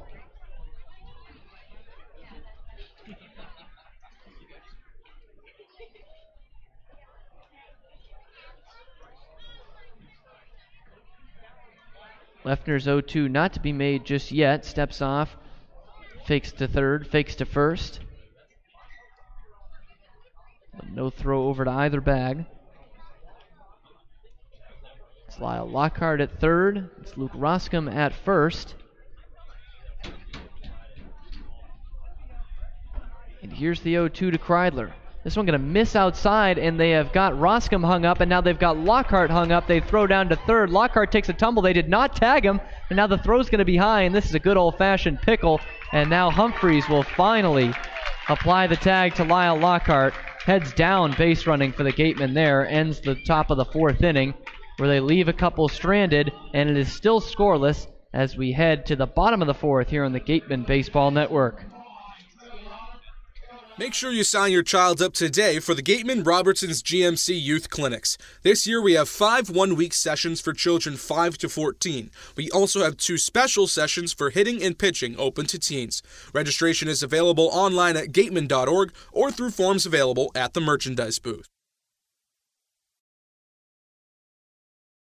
For a nostalgic Cape Cod vacation experience, head to Bay Motor Inn, where guests are treated like family. Located in the heart of Buzzards Bay Village, this 1950-style cottage colony still provides you with up-to-date amenities. The Gatemen thank the Bay Motor Inn for their support. Located along the Cape Cod Canal, Keystone Place at Buzzards Bay is the area's newest rental independent living, assisted living, and memory care community. With some of the area's largest apartments and an ultra-inclusive monthly service package, Keystone Place is a life-fulfilling retirement community unlike any other. Distinct assisted living and memory care programs provide personal care services according to each individual's needs. Discover Keystone Place, the best option for meeting the care and support needs of seniors on Cape Cod.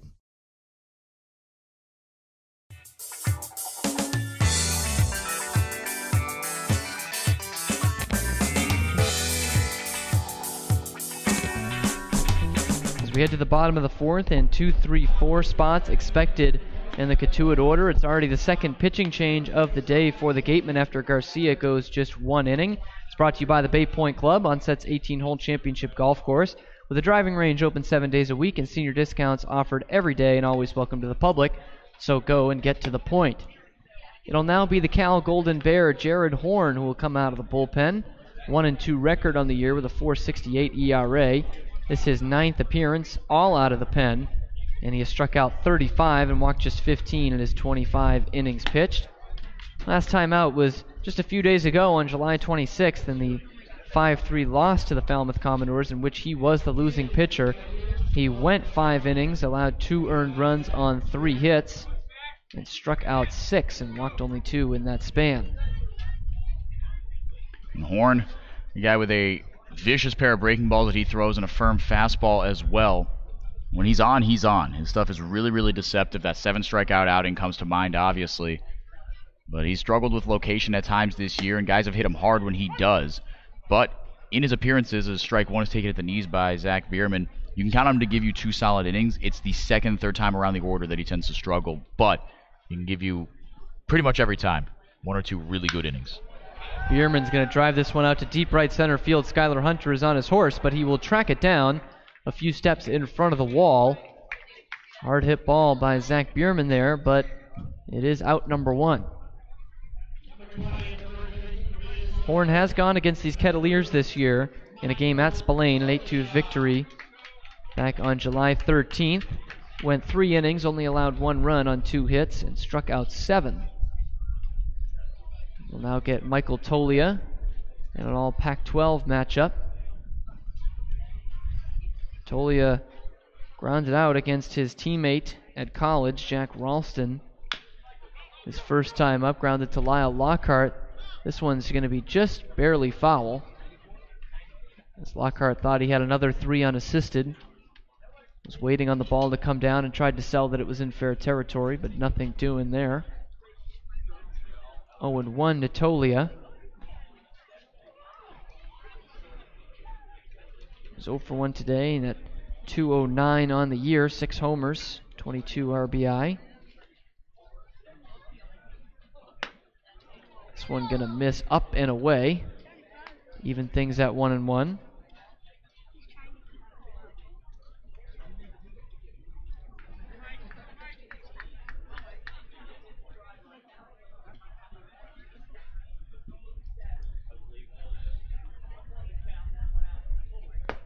Horns 1-1, missing down low and away for ball 2. You can see the zip on that fastball, 93 on the gun. And if you're going to miss low, absolutely. And Horn's one of those guys who can bring it out of the Gatemen bullpen. He and Zach Hart are the names that come to mind for guys who can touch up into the mid-90s, as this one misses down low at 91. Put things at 2 balls and a strike. Excuse me, 3 balls and a strike.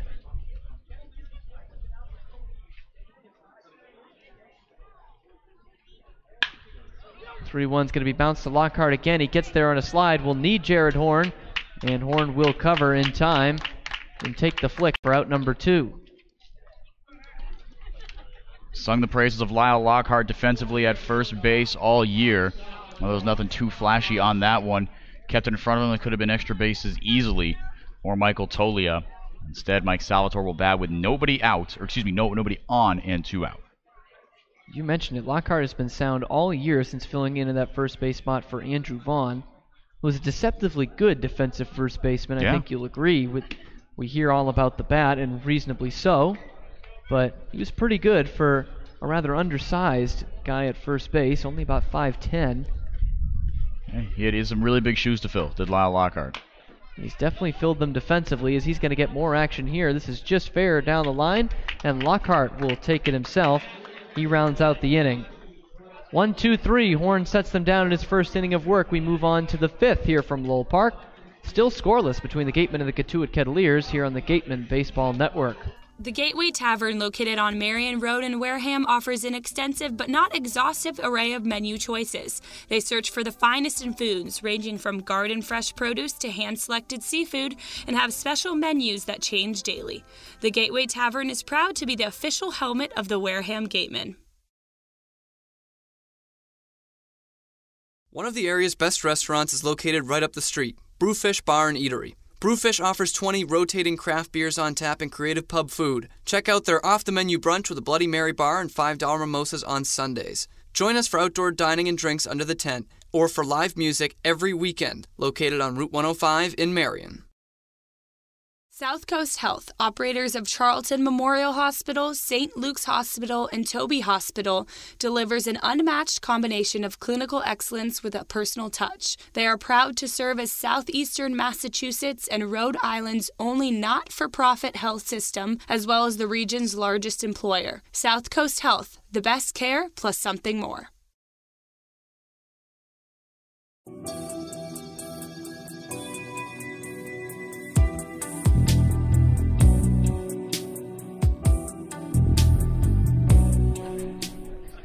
And Ryan Kreidler will still lead things off here in the 5th inning, as he was left with the bat on his shoulder after Lyle Lockhart was thrown out in the rundown between third and home.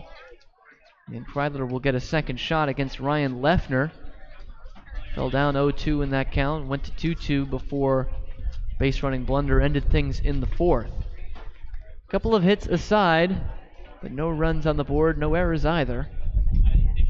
As we play on in the top of the 5th here on the Gatemen Baseball Network. Alongside me, Henrique Demore, I'm Cameron Stewart. The first one is on the outside corner to Kreidler. Leffner starts him off the same way with a called first strike. Yeah, I was going to say, Kreidler maybe a little grateful that he's getting that redo. Was nestled into an 0-2 and then a 1-2 count before the base running error took the Gatemen out of the inning. And here in a much more manageable 1-1 count. That last one bounced up to the plate for Humphreys to pick on the backhand. Skylar Hunter waits on deck.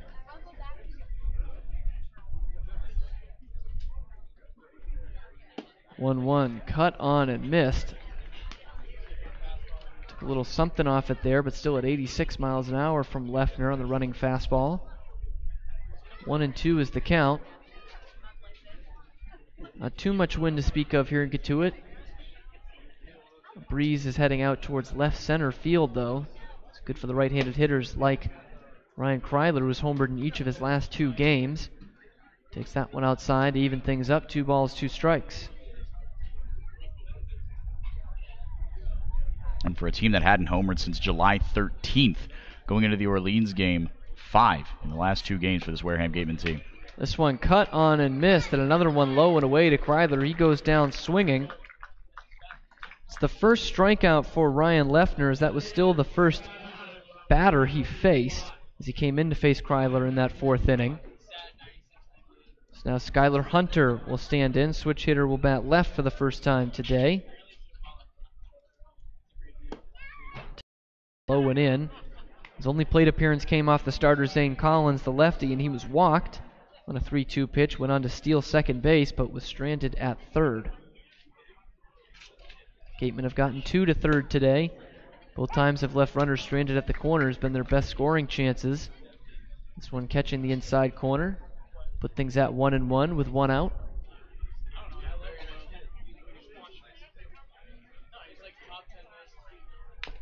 1-1 is going to be bounced foul off of Humphreys into the backstop. 1-2 is the new count.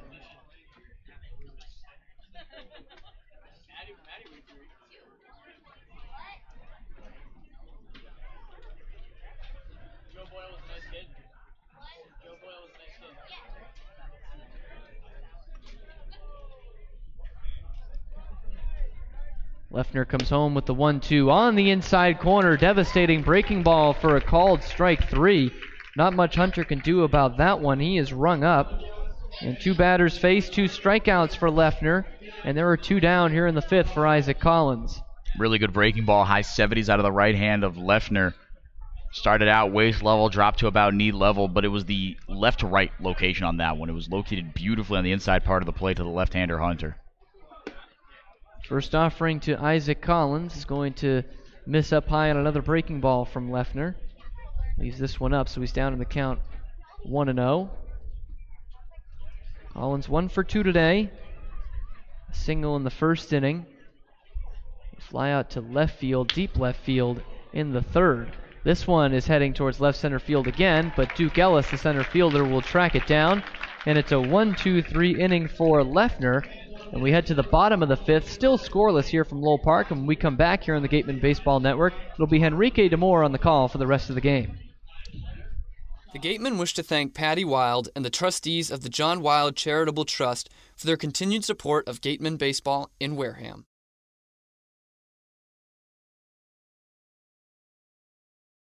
Head on over to BB's Bar and Grill for food, drinks, and fun. Located just off Cranberry Highway, come in to sample the scrumptious fare or relax with a drink while enjoying live entertainment.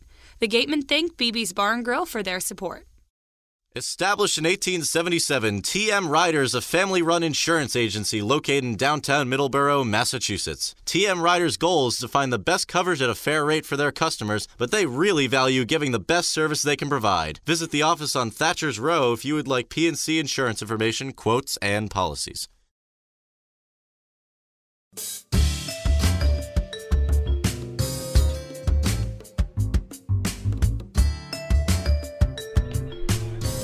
Welcome on back to Lowell Park. Henrique DeMore now and Cam Stewart bringing you the action from Cotuit, Massachusetts, where the Gatemen and the Kettleers are locked in a scoreless tie here as we enter the bottom of the 5th inning. Still on the bump, Jared Horn. He will face 5, 6, 7 Duke Ellis, Corey Wood, and Peyton Burdick for the Cotuit Kettleers. These 3 went 1, 2, 3 in the 2nd. In Jack Ralston's last inning of work, great bounce-back outing from him. 2 innings of work, gave up just the 1 hit, no runs earned or otherwise. No walks, 2 strikeouts as well for Ralston. Garcia also a good inning of relief. We knew what we were going to get with him. Gave up just the 1 hit, but faced a minimum number of batters. And Jared Horn so far has gotten just a flyout and a pair of groundouts as well. Zach Bierman put an absolute charge into one to start off the 4th inning, but then a couple of really weak ground balls to the right side. Taking care of Michael Tolia and Mike Salvatore. 2 strikeouts, 2 hits, no walks. Given up by this Gatemen pitching staff. Ball 1 low. To Duke Ellis, who has been one of the hotter bats in this Cotuit lineup. We talked about it earlier on in the broadcast. But number 5 and number 7 in this lineup doing the heavy lifting for Cotuit over their recent hot streak. Low 4-2. Enrique, I think it's time. Is it? Because we've got a Texan up here, Duke Ellis from Nacogdoches, Texas, where the trees are always green. That one hammered into left center field. Going to get down for a base hit. Skylar Hunter gives chase, cuts it off in the gap, and fires it into his infield. Does a good job of leaving a hard hit ball as a single for Duke Ellis. Just the third Cotuit hit of the day. Duke Ellis, Texas Longhorn, classic Texas Longhorn move trying to sabotage Cam Stewart on a broadcast. But let's take a look at some of the notable people from Nacogdoches. Of course, home to Stephen F. Austin University. And a couple of good sports stars. Clint Dempsey. I know that guy. USA Soccer all-time leading scorer. Brandon Belt. Yeah. All-star in the National League for the San Francisco Giants. The late, great Bum Phillips, of course. Jeremiah Trotter as well. Don Henley, the musician. And, of course, the most notable of them all, the late, great Sam Houston, President of the Republic of Texas. The Sam Houston. The Sam Houston. One was the president of a state back when it was a republic, and now has a university named after him. Yeah. Not too bad. And it's not the one located in Nacogdoches, of course. Which is weird. Of course. So where'd you get that from? Where the trees are always green? I don't know if you're a fan of the Josh Abbott Band. They have the song called She's Like Texas. Uh-huh. And they say her eyes are green like the trees in Nacogdoches. Ah. Her teeth are white as cotton in the fall. I like that. There you go. That's cute. I could go on, but I'll write that one down, yeah. I think it'd be better if I didn't. Strike one delivered on the outside corner to Corey Wood. Pretty much the everyday second baseman for the Kettleers. Low point of his career came on a ball that one misses for a ball. I'm not sure where exactly, maybe a little bit inside of the left-hander Wood. At that point, what was one of only 4 Brewster wins on the entire season came early in the year against the Cotuit Kettleers. In the 9th inning, when Corey Wood let a ball go through his legs in right field, or into right field, I should say, at second base, allowed the Whitecaps to come back and score a walk-off win against the Kettleers in that one. Tough. Call that Tim Tuffle style. Not Bill Buckner As style. a Bill Buckner apologist. Okay, yeah. I thought about saying he Bucknered a ball, but I figured if there was anyone that was going to fight me on that, it would be you. It happened. I just don't blame the loss on him. No. And I find it kind of ironic that there was someone else in that series earlier that cost the other team the game doing the same thing. And that one drilled into deep left field in the corner. Jeremy Iden's a nice running catch, just shy of the 320 sign out there. Makes the grab, and retreating to first is Duke Ellis. So after the leadoff single, first man retired by Jared Horn. And not a ton of pop in Corey Wood's bat this year. Has hit a couple of homers, but that's not really what he's known for. In 6 RBI, he gave that ball a ride out to the opposite field. Fastball by Jared Horn in the outside corner, just trying to roll with it, and sends it out to left field. And that was a long run over there for Idens out by that corner, where we've seen a couple balls fly over the fence this year in the games between these two. It could be one swing of the bat that makes the entire difference in this one, as we're still in a scoreless tie here in the 5th inning.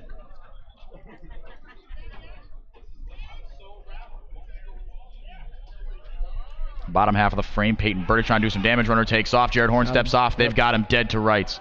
Throw down a second, not going to be in time. A fake throw, and got the ducking Duke Ellis there. So I believe that was 1-6. Did you see the rest of it? Oh, you got it better than me. 1-6, I think. I think Kreidler tracked him down. Yeah, no, he tried. It was a fake throw that got Wood to hesitate, but Kreidler was going the whole way. So we're going to call that a 1-6 putout, unless we are corrected here shortly. You know, your run-of-the-mill 1-6 putout. Yeah. Must have been too focused on the trees, thinking these aren't as good as they are in Nacogdoches. Hard to have any trees as good as the ones in Nacogdoches, from what I'm learning. And we've got some excellent greenery here in Cotuit. Trees really just all around the ballpark here at Lowell Park. He's getting too comfortable. That's what it was. Thinking of home. So with Ellis retired, that takes away the base running threat. And Peyton Burdick, the third man in this inning to bat. He's down already here, 0-1 to Jared Horn. That one shot foul down the left field line. Went out and chased a fastball. Breaking ball, I should say, on the outside part of the plate. Tried to hook it and did so unsuccessfully. 0-2 now to the Wright State product. Burdick just finished up his redshirt sophomore campaign over there. Teammates and roommates with today's starter, Zane Collins. Upstairs, 1-2. Difference of 16 miles an hour between those two adjacent pitches. I love it. Yeah, good problem to have. And I love that not only the changing of speeds, but going to the elevated fastball on 0-2. He's just saying, here's my fastball, go and hit it. And here's my breaking ball. Don't try anything on it. As Peyton Burdick watches it ring in there for strike three. First strikeout of the day for Jared Horn. The side is retired in the fifth.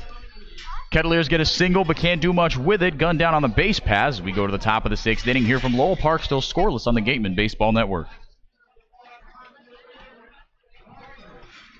The 2018 Cape League All-Star Game will be played at White House Field in Harwich, Sunday, July 22nd. Game time is 6 p.m., gates open at 2. One highlight will be the Cumberland Farms home run hitting contest. There will also be an autograph session and a large merchandise village with items from many of the teams. Support the Gatemen in part by purchasing your ticket right now at the merchandise booth. Tickets are just $5. Clobbered high and deep to right center field, and this one is gone, a home run. Eastern Propane and Oil is the Wareham Gatemen home run sponsor. Each time a home run is hit by a Gatemen player, Eastern Propane and Oil donates a camp scholarship to a deserving youth. Eastern Propane and Oil, we're in your neighborhood.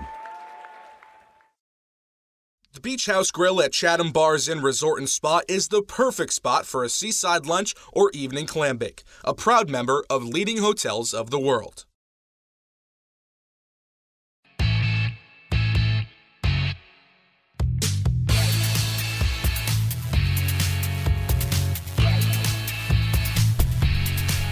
Welcome back to Lowell Park. 0-0 is our score here as we go to the top of the sixth inning. 2-3-4, Oliver Dunn, Austin Shenton, and Jeremy Idens set to go against the right-hander Ryan Leffner.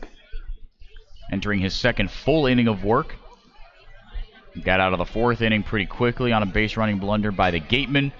Struck out the 8-9 guys, Ryan Kreidler and Skylar Hunter, and then got Isaac Collins to pop out to center field to retire the side in the fifth. Gatemen have just 2 hits, the Kettleers just 3. No runs for either team, no errors either. Been an uneventful one so far at Lowell Park. Oliver Dunn going to try to change that. Takes ball 1 here on the inside part of the plate.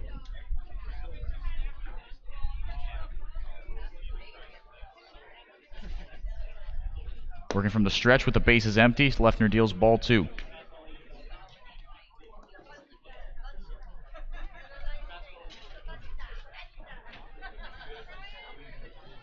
Dunn trying to continue the recent hot streak. He's 0 for 1 with a walk today. Breaking ball. Got him by the letters. 2-1. He got a lot of breaking balls earlier in this 2 at-bats against Zane Collins, but everything was in the dirt to him. He even went after one that he wasn't happy with. That one left up by Leffner. 2-1 fastball rings him up, and now very quickly 2-2.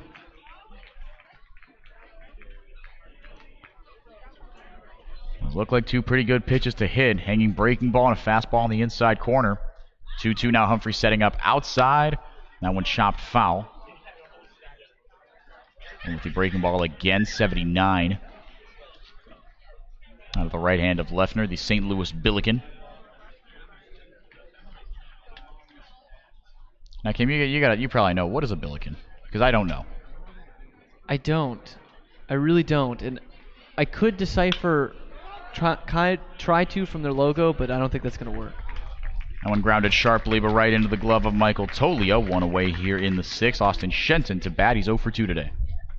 The logo almost looks like a turtle. Yeah. It looks like a turtle with like a... But like with no shell. It looks like what a turtle's head would look like if it had ears. The beak looks turtley. Huh. We're pulling it up right now. Well, this is interesting. And you got to tell the people this. This is interesting. It's not like a real animal or anything. It is a charm doll created by an American art teacher, and so it's basically like a good luck charm. So it's sort of like a reverse voodoo doll type of thing. So it's like a doll that's supposed to like bring you good luck. Yeah, it's like an unflattering Buddha, is really what it is. And I guess St. Louis thought they needed all the luck they could get. That one in the dirt. Austin Shenton hit a missile foul down the right field line, but now quickly 1-1. An interesting story as I'm reading here of how it became the St. Louis mascot. Yeah, so I'm picking up on it right now. This obviously the most famous is the University of St. Louis. And there's a statue that still stands out in front of the, I'm going to botch this, the Chaifetz Arena. That one low, 2-1 to Shenton. And a junior version of the Billiken became the mascot of nearby St. Louis University High School. So it was the high schools first, and Bud Billiken was a youth club mascot, and they just kind of took it on, I guess. 2-1 skied into shallow center field. Coming in on a Duke Ellis. Got a beat and a half on it. Drops into his glove. 2 away in the 6th. Shenton moves to 0 for 3. But really not too many Gatemen having a ton of success today of any kind offensively. Luke Roscom and Isaac Collins. The 2 Duluth Huskies. The only 2 with hits today. Luke Roscom and Collins both stranded at first base. And I guess it had a resemblance to one of the coaches, John R. Bender, which is not too flattering. I was going to say, it sounds like a backhanded insult. And or a backhanded compliment, I guess. Yeah. Yeah. And a fun fact about it, did you know that L. Frank Baum kept a Billiken doll on his piano when he was writing The Wizard of Oz? Huh. Brought him all sorts of good luck. Obviously one of the most celebrated works of art of all time. And I think you'd be hard-pressed to find anyone who knew that. Yeah. Other than maybe L. Frank Baum. So you learn something new every or time. Inherited the piano and the will. Every time you listen to Gatemen Baseball. 0-2 very quickly here to Idens. Slaps a weak ground ball right into the glove of the shortstop Mike Salvatore across the diamond. That'll do it. 1, 2, 3 in the 6th. Ryan Leffner, all business through his 2 innings of work. We go to the bottom half of the frame here from Cotuit. 0-0 is your score on the Gatemen Baseball Network. The Wareham Gatemen thank Reed Custom Soils for your support. Reed Custom Soils is New England's most experienced precision soil blenders and is trusted by over 300 golf courses throughout New England.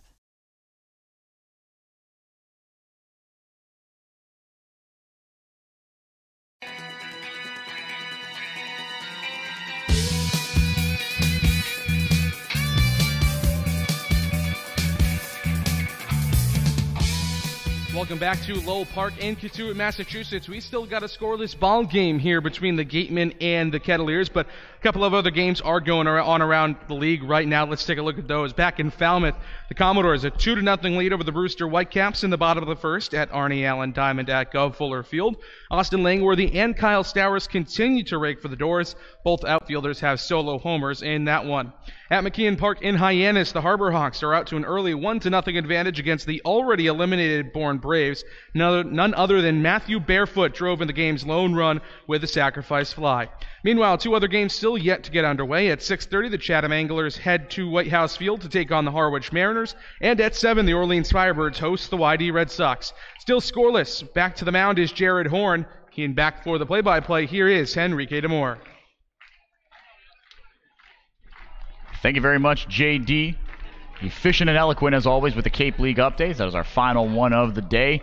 Packed slate as it is most every day here on the Cape. A lot of important games being played for seeding purposes in the West Division. In the East, the seeding has all but been figured out except for, of course, the battle for last, really. The last playoff spot anyway between Brewster and Orleans. Orleans had held on to that 4 seed for pretty much the entire year, and then Brewster has gotten, I guess, by Brewster standards, hot, and Orleans has gone into an absolute tailspin. They have now lost 10 of their last 12 games. Things are very, very ugly out east. Yeah, it's going south at the wrong time for Orleans right now. This one's bounced foul on the bunt attempt. They were not by any means a real impressive, overwhelming team all year, playing around 500 baseball most of the year, and the wheels have just completely fallen off. And Brewster, who, as it stands today, I think are still at 12 wins on the year, are in position for a playoff spot with 2 games to go after tonight. Yeah, they've actually got 1 fewer win than Orleans. Yep. But because they have 3 more ties, they sit above them in the standings. And I think they have the head-to-head against them as well. Goes to show.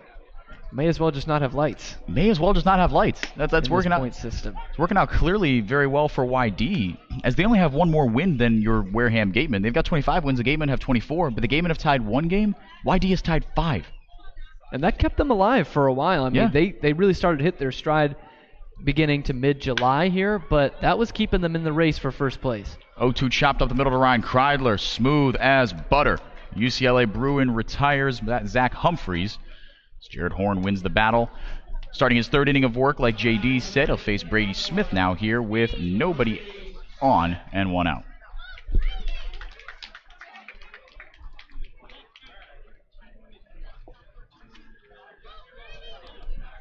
Kreidler continues to impress on the field. Has done so with his bat recently. We mentioned it, 2 home runs in his last 2 games. But he is an absolute magician at shortstop. He has been automatic in the last 2 weeks for Wareham. Luke Roscom, an unfamiliar sight at third, but always a welcome one. And he has performed admirably as well. A couple of nice putouts for him today. 1-0 breaking ball outside, 74 out of the hand of Horn.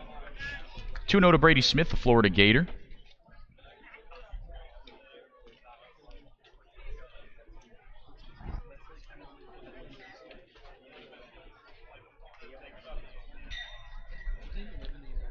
Two-0 pitch. Miller sets up low and in, gets a fastball in the dirt instead. 3-0. But it is good to see that Horn has not missed up high too much. There was one breaking ball, I think, this entire day, his entire outing, that has missed up and away. But it was a good miss in that it wasn't hittable. 3-0 misses just low, about shin high to Brady Smith, and he is aboard here with one out in the 6th inning. Again, we are scoreless in the 6th. Now Will Robertson is going to get a chance to bring in his Cotuit teammate. And he has had 2 of the 3 Cotuit hits today. He's 2 for 2, but was hosed by his Creighton teammate on an absolute missile of a throw from Isaac Collins out there in the corner in right field. Got him trying to stretch a single into a double. First pitch, misses with a fastball, 1-0.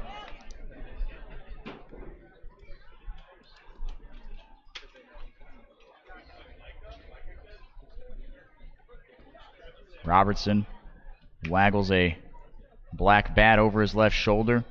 Like Cam mentioned, Cotuit going with their home pinstripe uniforms. Wareham countering with the red. Not a uniform we see too often.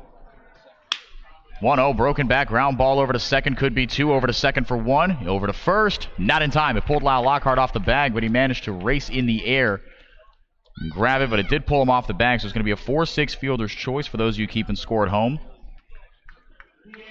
Will Robertson takes the place of Brady Smith at second base. With 2 away, it's Zach Bierman, 0 for 2 today with a strikeout and a long fly out to Skylar Hunter out in right center field. Yeah, this is going to be a tough play to double him up anyway, but the throw not doing any favors, bringing Lockhart just off the bag. Robertson, not a ton of speed, but coming out of that left-hand hitter's batter's box, gets an extra step towards first base. Definitely benefits him that time. First pitch fastball right down Broadway, 0-1 to Bierman.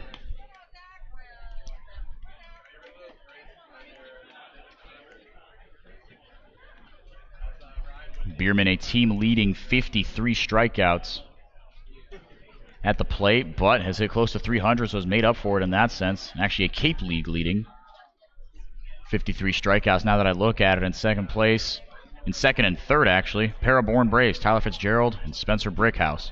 Also, guys with pretty respectable batting averages. That one hammered high and deep into right center field. Skylar Hunter looks up, and it's gone. Zach Bierman continues to do well at the plate despite the high strikeout numbers. A 2-run shot puts Cotuit ahead here in the 6th inning, 2-0. A mislocation there by Jared Horn, and he knows it. He's very upset with himself after that pitch. This one was one of those running fastballs that we've seen break inside to left-handed hitters. This one just doesn't break too much, and it catches too much of that inside part of the plate right where Zach Bierman likes it, and he makes no mistake about it. Hit a ball hard earlier, hits this one even harder, and that's the breakthrough that we've been waiting for from either side. Bierman's 6th home run of the year makes it 2-0. Bierman also with RBIs number 24 and 25 on the year with that one. First pitch to Michael Tolia, misses low. Yeah, Bierman did not miss on that one. 1-0 low, 2-0. Drew Millis going to go out to talk to his pitcher. Saw even on the walk that put Brady Smith aboard. That was a 4-pitch walk.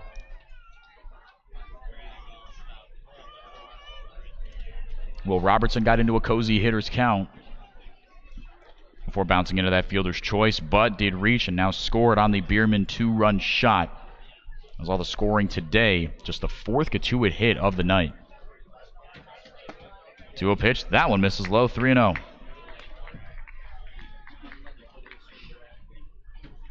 Said it was going to be location, location, location for Jack Ralston and for Jared Horn. That has been kind of the sword he has lived and died by all year. That one misses. Another 4-pitch walk.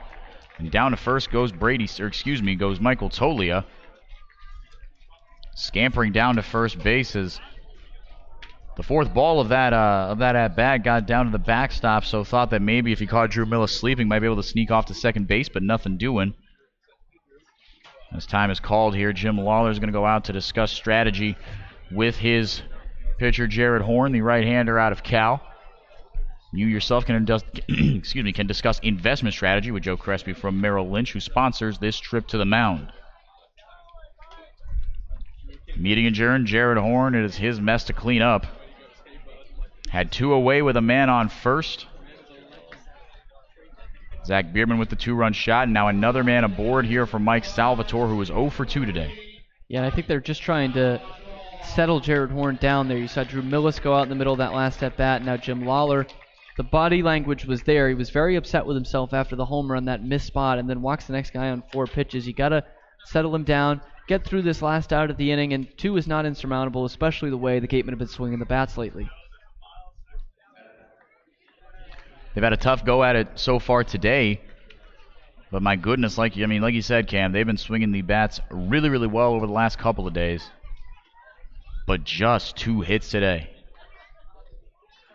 And it's still Horn's inning right now, but Joey Barron, the left-hander, is the man warming up in the Gatemen bullpen. That one skied into center field. Coming in on a Skylar Hunter. Long run. It's going to drop in front of him. Base knock puts 2 aboard with 2 out now for Duke Ellis. Skylar Hunter had a long way to come on that one. He gave it his all, but opted to hold up and let it drop in front of him. Not that I think even a full extension dive could have gotten that one. That was a bona fide single all the way. Now Duke Ellis with a chance to do some damage. 1 for 2 today. And even his out was a laser that he smoked into the glove of Skylar Hunter. And no fault on Hunter on that last play. No. Like you said, a long way to come, and that one was perfectly placed by Salvatore.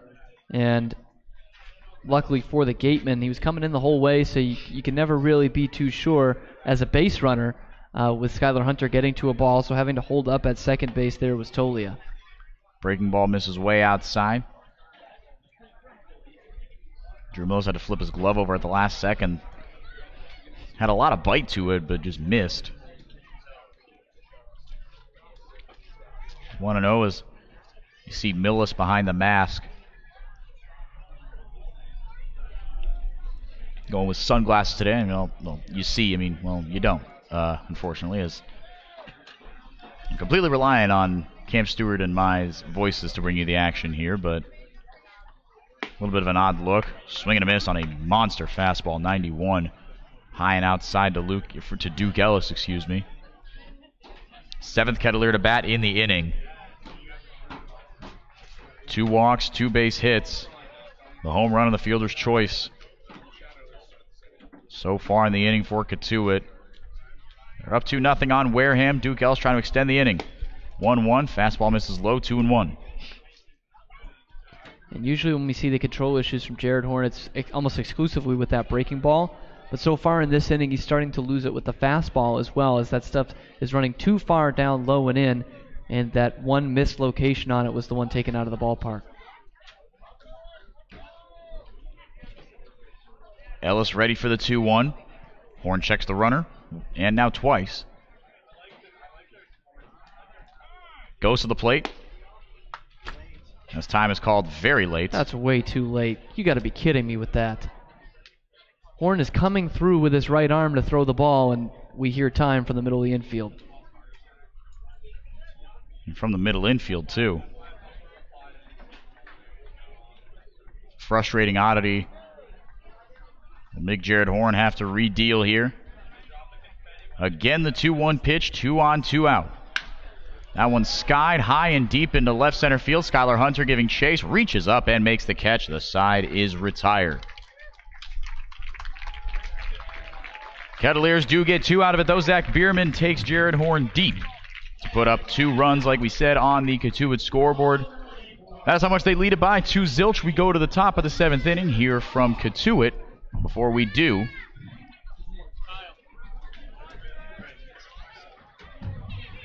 and actually we are not going to, thought we were going to have our Mary Orders catch up with Don Snedden, but that will be coming at you in the middle of the 7th inning, so looking forward to that. But we're going to take a quick break here on the Gatemen Baseball Network. Going to the top of the 7th, 2-0 from Cotuit. Wareham Gatemen thank Reed Custom Soils for your support. Reed Custom Soils is New England's most experienced precision soil blenders and is trusted by over 300 golf courses throughout New England. At E.L. Morse Lumber, commitment to the customer shines through in every aspect of their daily operations, including their competitive prices, complete product selection, and superior customer care. Visit E.L. Morse Lumber, located on Cranberry Highway in Wareham, for service with a personal touch. Are you hungry? Visit the concession stand for some new menu items. Try fried dough, chicken fingers, or French fries along with your regular favorites, hot dogs, burgers, cold drinks, and ice cream. Proceeds from the concession stand support the Gatemen and the Wareham High DECA program.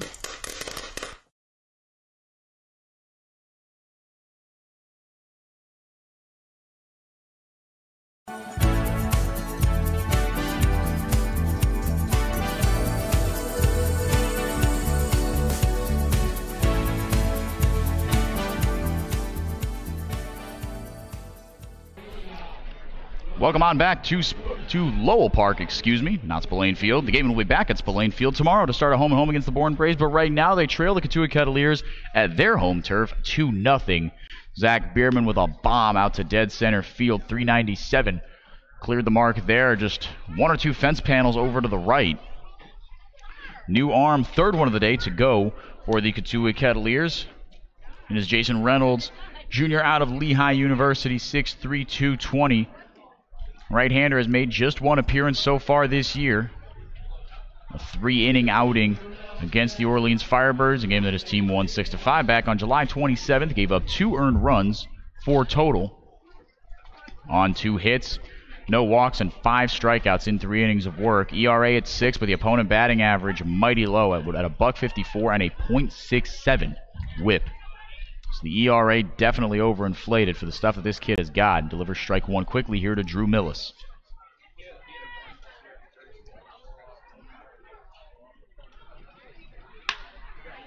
Millis takes one right into the glove of Corey Wood. Routine for the Cotuit second baseman, 4-3 putout. Makes it 1 away here in the 7th inning. 7 straight Gatemen retired by Cotuit pitching.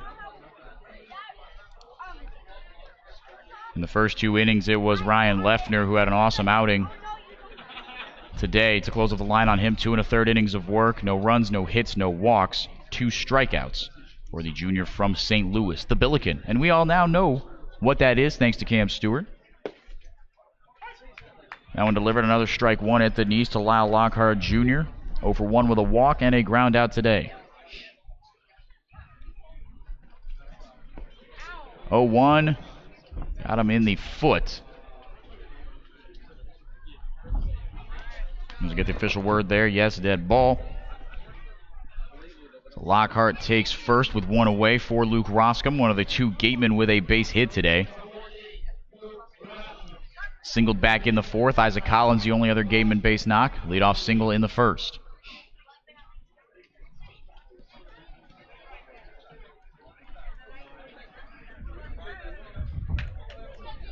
Roscom batting .246 on the year, but continues to get on base at an impressive clip. 13 walks for the Nebraska Cornhuskers. Sends that one lazily into left field, high and right into the glove of Peyton Burdick. 1 pitch, 1 out for Luke Roscom. 2 away. Lyle Lockhart still at first base. Ryan Kreidler, now the batter, he's 0 for 2.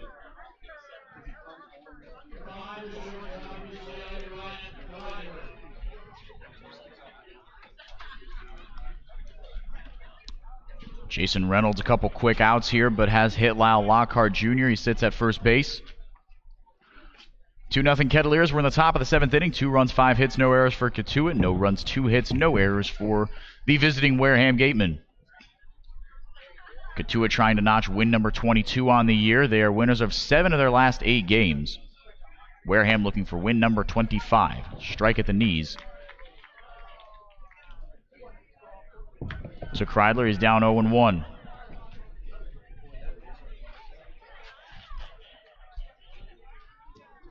Powder blue and gray batting gloves on his hands. That's from the right side against the righty Jason Reynolds.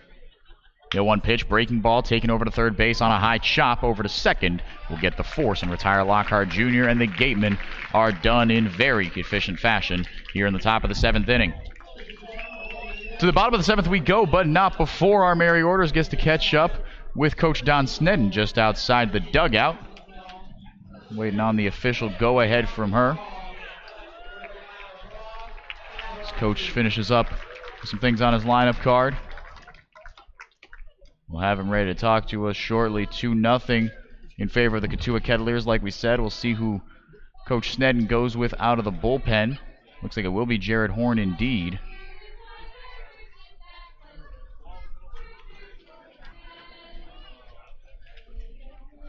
Interesting to see how Horn bounces back from this inning. And now we're finally ready to go as Mary has Coach Don. Mary, what do you got for us? Coach, we've remained scoreless this game. What have their pitchers been doing to stop us from scoring? I don't know if it's them or us. You know, they're throwing strikes. That's the main thing for that. And they aren't throwing hard. They're throwing breaking pitches and fastball counts and just kept us off balance. So give them credits. They've done a pretty good job. What have our pitchers been doing well? Well, we did real well until that last inning, and we walked a guy, which we didn't want to walk, and then he made a good pitch to the guy and give him credit. He went down and got it and hit it out, and that happens in baseball. Coach, thanks so much. Guys, back to you. Thank you very much to Mary and Coach, as always. And like he said, really the last inning from Horn has been the only blip on the radar. Zach Bierman put a good swing on it. Like he said, sometimes that happens. The Cotuit pitching staff has been throwing a lot of strikes indeed. 3 walks given up by Collins, but none since. The only free base runner was Lyle Lockhart Jr., who was hit by a pitch last inning. He was cut down on a 5-4 fielder's choice. That is how the 7th inning ended for Wareham. Now Jared Horn with his 41st pitch of the outing. That one's sent deep into center field for on the bat of Corey Wood, and Skylar Hunter another long run. He is automatic in center field. Corrals darn near everything out there. Long out number 1. Off the bat of the Coastal Carolina Chanticleer. When we get Cam Stewart back on the broadcast, maybe you can tell me exactly what a Chanticleer is, because I don't know. He's flapping his arms at me. It's a bird of some kind. Give me a little bit of a dubious look, so no doubt he wants to explain exactly what kind of bird, because I'm a little clueless here. First pitch from Horn to Peyton Burdick, who's 0 for 2 with a pair of strikeouts today, misses high. We've seen Horn sit pretty comfortably, low 90s on the fastball, high 70s on the breaking stuff. 1-0 pitch, fastball again misses low, and again 91. 2-0 to Burdick. He's been hitting .600 over his last 10 games. It is an absolutely ridiculous stretch to hit at that pace. Say something for the rest of us. That one low again. 89 this time on the fastball, but 3-0 to Peyton Burdick, who was a temp from Wright State to start the year off with Cotuit. But secured a spot in the lineup as that one misses low, and Peyton Burdick takes the 4-pitch walk. Third walk in 2 innings given up by Horn. Now Humphreys will bat. He's 0 for 2.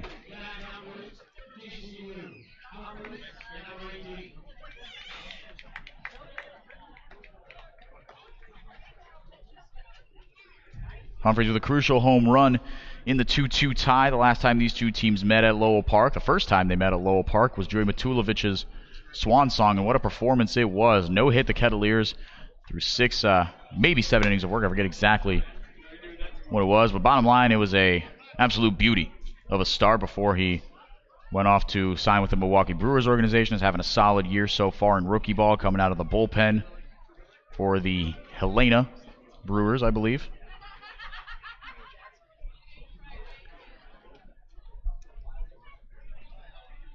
Horn misses again to Humphreys, 1-0. Peyton Burdick at first.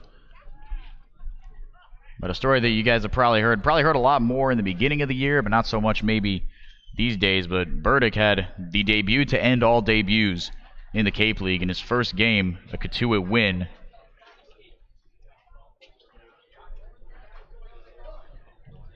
He went 4 for 4 with 3 home runs and 7 RBIs.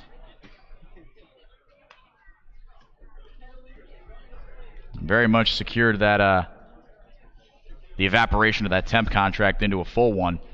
After that, the numbers were not great for Burdick. He has absolutely plummeted until the most recent 10-game stretch, like he said. 1-1 hammered straight back, 1-2.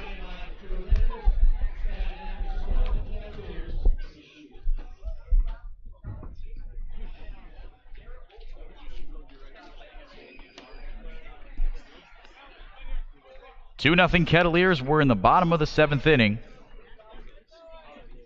Another man aboard here for Humphreys. With one away, the 1-2. Breaking ball in the dirt. Runner goes, and it gets away from Millis. Millis seems to have no idea where the ball is, and now operating on the double steal, going all the way to third from first base, was Peyton Burdick.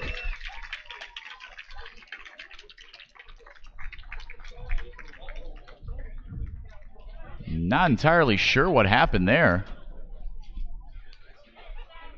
Millis, I think, thought he had the ball in his glove. I guess. But Peyton Burdick was home free. And now with one away, just 90 feet away from scoring, all that Humphreys has to do is put the ball in the outfield. 2-2, misses upstairs with the fastball, 3-2. So a mental lapse for Drew Millis means 2 free base runners.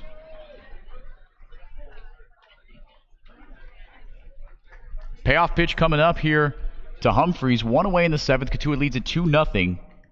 Gatemen infielders on the grass. 3-2 pitch. Upstairs, he lost him.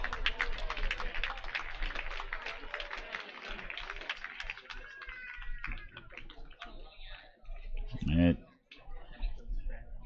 seems like we said it before and we'll say it again. Jared Horn, through his first 2 innings, was absolutely awesome. Gave up just a 1 base hit, struck out a guy as well, but it's that 3rd inning for Horn that has been the bane of his existence this summer. 7 Kettleers went to the plate in the 6th inning, and the 7th inning now has given up back-to-back walks after a monster flyout off the bat of Corey Wood. It looks like Jim Lawler has seen enough. He will go to the bullpen here from Cotuit. We have a hunch as to who it might be, but we will tell you exactly who it is when we come back on the Gatemen Baseball Network. Still 2-0 Cotuit. Red Shirt Fridays is a national program created to acknowledge, honor, and support our troops who put themselves in harm's way to defend our freedom. In support of this program, the Cape League teams will be wearing a specially designed red jersey every Friday. This special weekly celebration of Red Shirt Fridays is sponsored by 47 Brand, HP Hood, Cape Cod Regional Transit Authority, Advanced Embroidery, and the Cape League. Support our troops and join us by wearing red each Friday.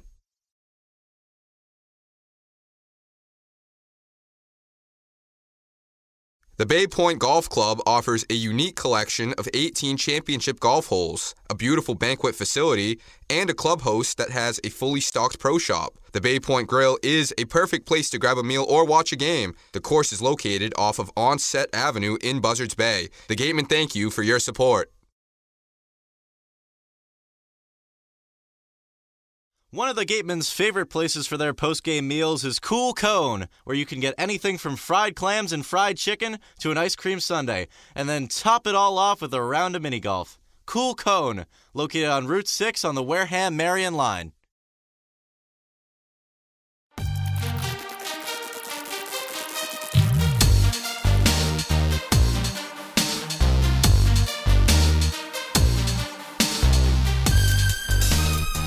Welcome back to Cotuit post-pitching change here. It is Joey Barron, the left-hander out of Lackawanna College.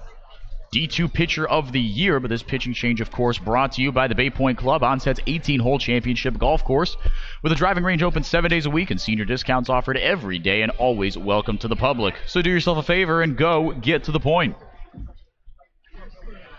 Brady Smith will be the first man that Joey Barron faces. Jared Horn's day started off great and quickly took a tumble. 3 1/3 innings of work, 3 hits, 4 walks. 1 strikeout as well, given up by the Cal Golden Bear. It was the third Gateman strikeout of the afternoon. But the 4 walks given up by Horn, the only walks that have been given up by Gateman pitching all day.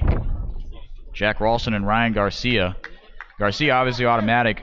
Jack Ralston, a fantastic bounce-back appearance from a couple of very forgettable appearances in the middle of the season for Ralston. But he was absolutely awesome in his 2 innings of work. Struck out 2, no walks like I said. And now Joey Barron is inheriting runners at the corners here. With just 1 out, he'll face Brady Smith, who's 0 for 1 with a ground out and a walk. Barron has not given up an earned run all year, gave up 1 run unearned back in the 7-6 comeback victory over Harwich on June 15th. Since then has not gone more than an inning and 2/3, but has not given up a hit since that Harwich outing.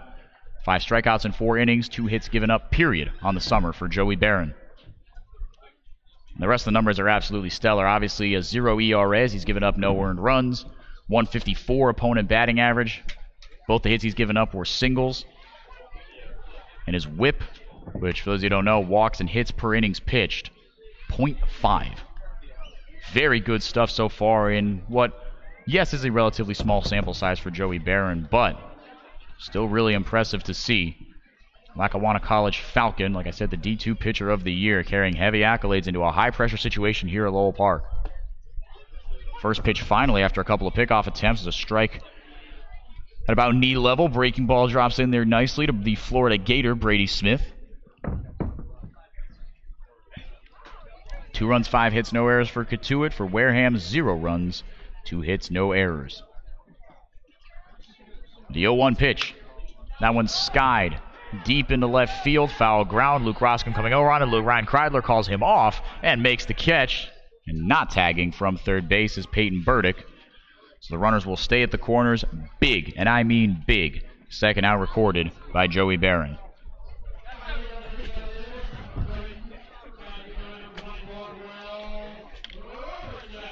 Will Robertson now, who has reached every single appearance. Creighton Blue Jay is 2 for 3. Pair of singles and a fielder's choice. Also came around to score on the Zach Bierman home run last inning. And now has Peyton Burdick at third and Zach Humphreys at first. That one shot into right field, a base hit. Third Cotuit run of the day scores in Peyton Burdick. And over to third is Zach Humphreys in there below the tag, and extending on the throw to second is Will Robertson. 3-0 Cotuit in the 7th.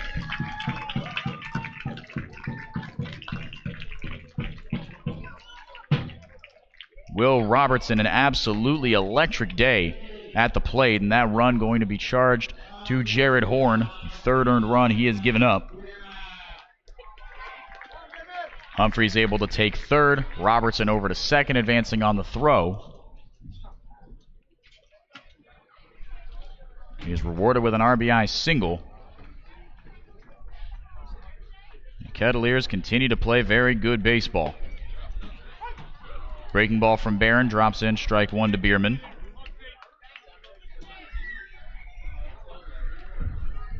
Bierman with 1 swing of the bat gave Cotuit a 2-0 lead. He's got 2 on with 2 out here. Dancing over there at third is Humphreys. Fastball blew it by him. Shoulder level, my goodness.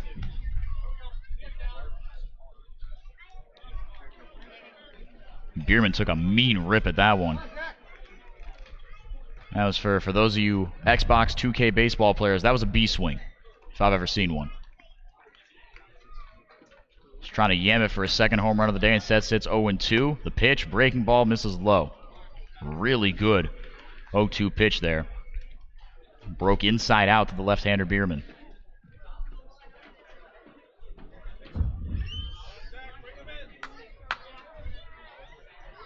Bierman trying to bring in one, maybe two more.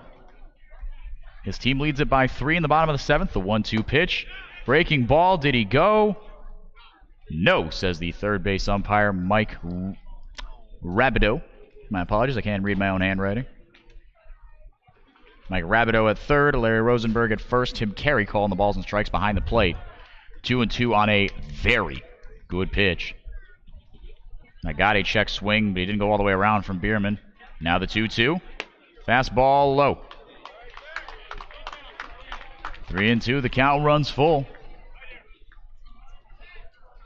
2 away, Gatemen trying to keep it at a 3-0 ball game. Zach Bierman trying to do the exact opposite.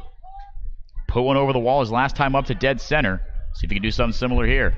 Payoff pitch, breaking ball, rung him up, strike 3. Nasty stuff from Joey Barron to get the Gatemen out of the inning. That one brought to you by Langek, Safaris, and Bullard. Cotuit gets one more, but they strand 2. Could have been worse. We go to the top of the 8th here on the Gatemen Baseball Network. The Gatemen would like to thank Wareham Country Market for helping to feed the Gatemen players and staff after games. They are located about a quarter of a mile from the field on Route 6, offering a convenience store, a Dunkin' Donuts, and a deli. Got legal trouble? Attorney Mark Deshays is here to help the greater New Bedford area with real estate and business law, estate planning, and probate. Visit him today. Get Gatemen gear. Check out the latest styles and colors of your favorite Gatemen apparel. Also in stock, a large selection of Cape League items, including tickets to the All-Star Game. Test your pitching speed and pick up a souvenir ball, all at our merchandise booth.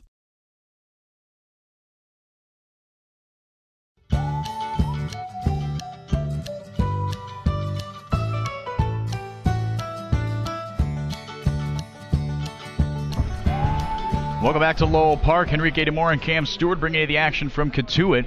Home team ahead 3-0 here against the Wareham Gatemen, whose bats have fallen silent against a Cotuit staff that has been nothing short of awesome.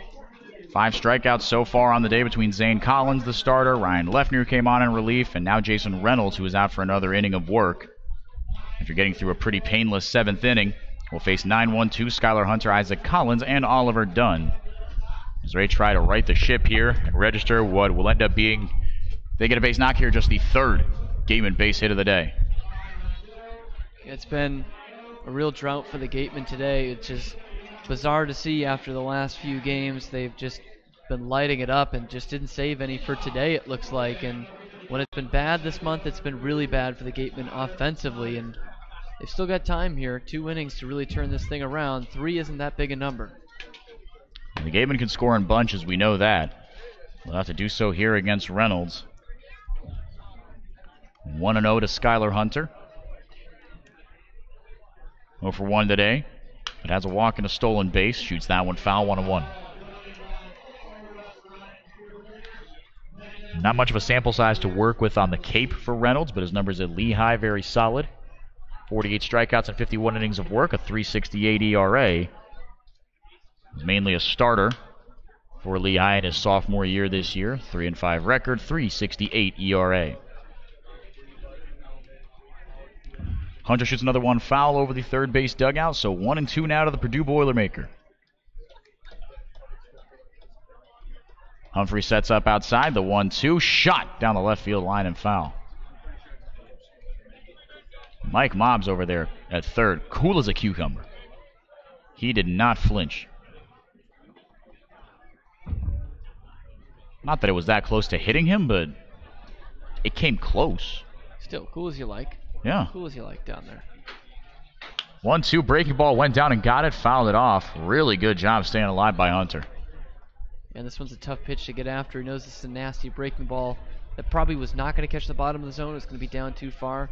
But coming in at only 71, that's not a speed these guys are used to seeing, and he has to go down with the bat just to make some contact and stay alive. The 1-2, Goes with the fastball that time. Hunter puts it in the same spot, just shy of the third base bleachers. So Hunter putting together a really good at-bat here. But still in the driver's seat is Jason Reynolds out of Lehigh. It's one of those really tough things to do when you keep fouling off those pitches. 71 on the pitch before, 89 on that one. 18-mile-an-hour difference to still put the same swing and keep it out of play. 1-2 chopper up the middle, going to get through for a base knock. Skylar Hunter comes up big, and the Gatemen have a man aboard here in the 8th inning. And that ball just had eyes that time. It's right back to the pitcher, Reynolds, who has to duck out of the way and just kind of threw the glove back at it, doesn't make any contact, and it found its way right up the middle between second baseman and the shortstop there, Wood and Salvatore, and into center field. So now with a man aboard and nobody out, here comes Isaac Collins. 1 for 3 today is the Creighton Blue Jay. First pitch in the dirt, 1-0. This is a big base runner run for the Gatemen right now. You've got a guy with speed and Skylar Hunter and good baseball instincts. Already has a stolen base today. And if you're going to start a rally, this is what you want, this situation you want. Nobody out, you got a man on, and it's the top of your order coming up. I don't want to say now or never, but you're still trailing 3, so you got to get something going pretty soon. And that one a laser right up the middle. This could be 2, though. 6-4-3. Salvatore to Wood to Tolia. And that big base runner erased as Isaac Collins bounces into a double play. He hit it hard, but right at a waiting Mike Salvatore. 2 away, bases empty. How about that for an announcer's jinx, huh? Seriously. With the magic fingers today. Magic vocal cords. Spoke it right into existence. Tough break for the Gatemen. Oliver Dunn going to try to get something going. 1-0 to the Utah Ute. First pitch balls to all 3 Gatemen batters so far. Misses outside.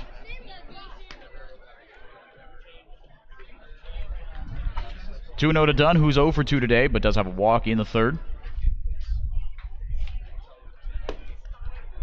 Right at the knees, good pitch, 92 out of the hand of Reynolds. About a 20-mile-an-hour difference between his high and low, like you alluded to, Cam. Really nasty stuff. 2-1, that one, similar pitch, not the same result. 3-1 as that one misses just low to Dunn. Playing him to pull. Salvatore shifted almost directly up the middle at short. That one chopped right side. Running play by Wood for 3. He put out is complete.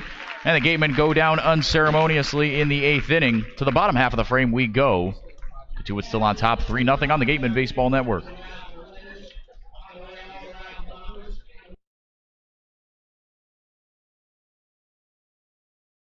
Soft as a Grape has 10 retail locations on Cape Cod, so even when you're cheering on your Gatemen at any away games, stop into a Soft as a Grape store for the best Cape Cod products. Stores located in Falmouth, Mashpee, Woods Hole, Hyannis, Chatham, Provincetown, Edgartown, Oak Bluffs, and Vineyard Haven. From beach day to every day, Soft as a Grape has you covered.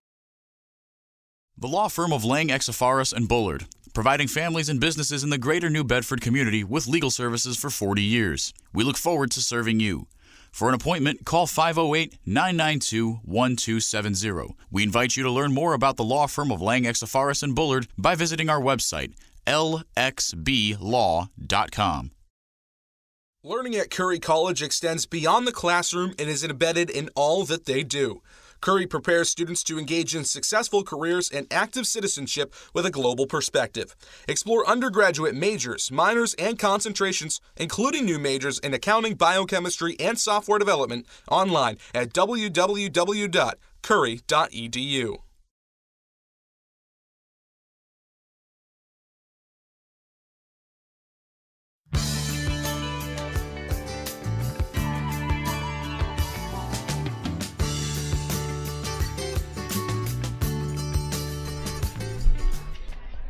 Welcome back to Lowell Park. Henry Gatemore and Cam Stewart bringing you the action from Cotuit on the Gatemen Baseball Network. Gatemen went down unceremoniously in the top half of the frame, and in the bottom half of the frame, Joey Barron going to try to continue his good work that he has put together so far for the Gatemen. Closing up the line on Jared Horn. 3 1/3 innings of work, 3 hits, 3 earned runs, 4 walks, and a strikeout for the Cal Golden Bear. Not his best outing, but Barron going to try to back him up here. He will face 3, 4, 5 in a Cotuit order that has been hot as of late.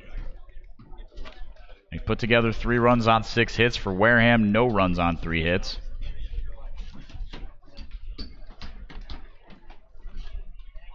From the stretch, Barron deals. That one chopped foul, 1-1.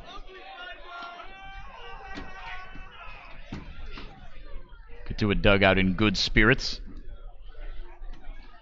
as they are 3 outs away from winning their 9th game in 11 tries, and 8th out of their last 9. Getting hot at the right time, going into the playoffs, trying to secure one of those home field advantage seeds, at least as far as the first round is concerned.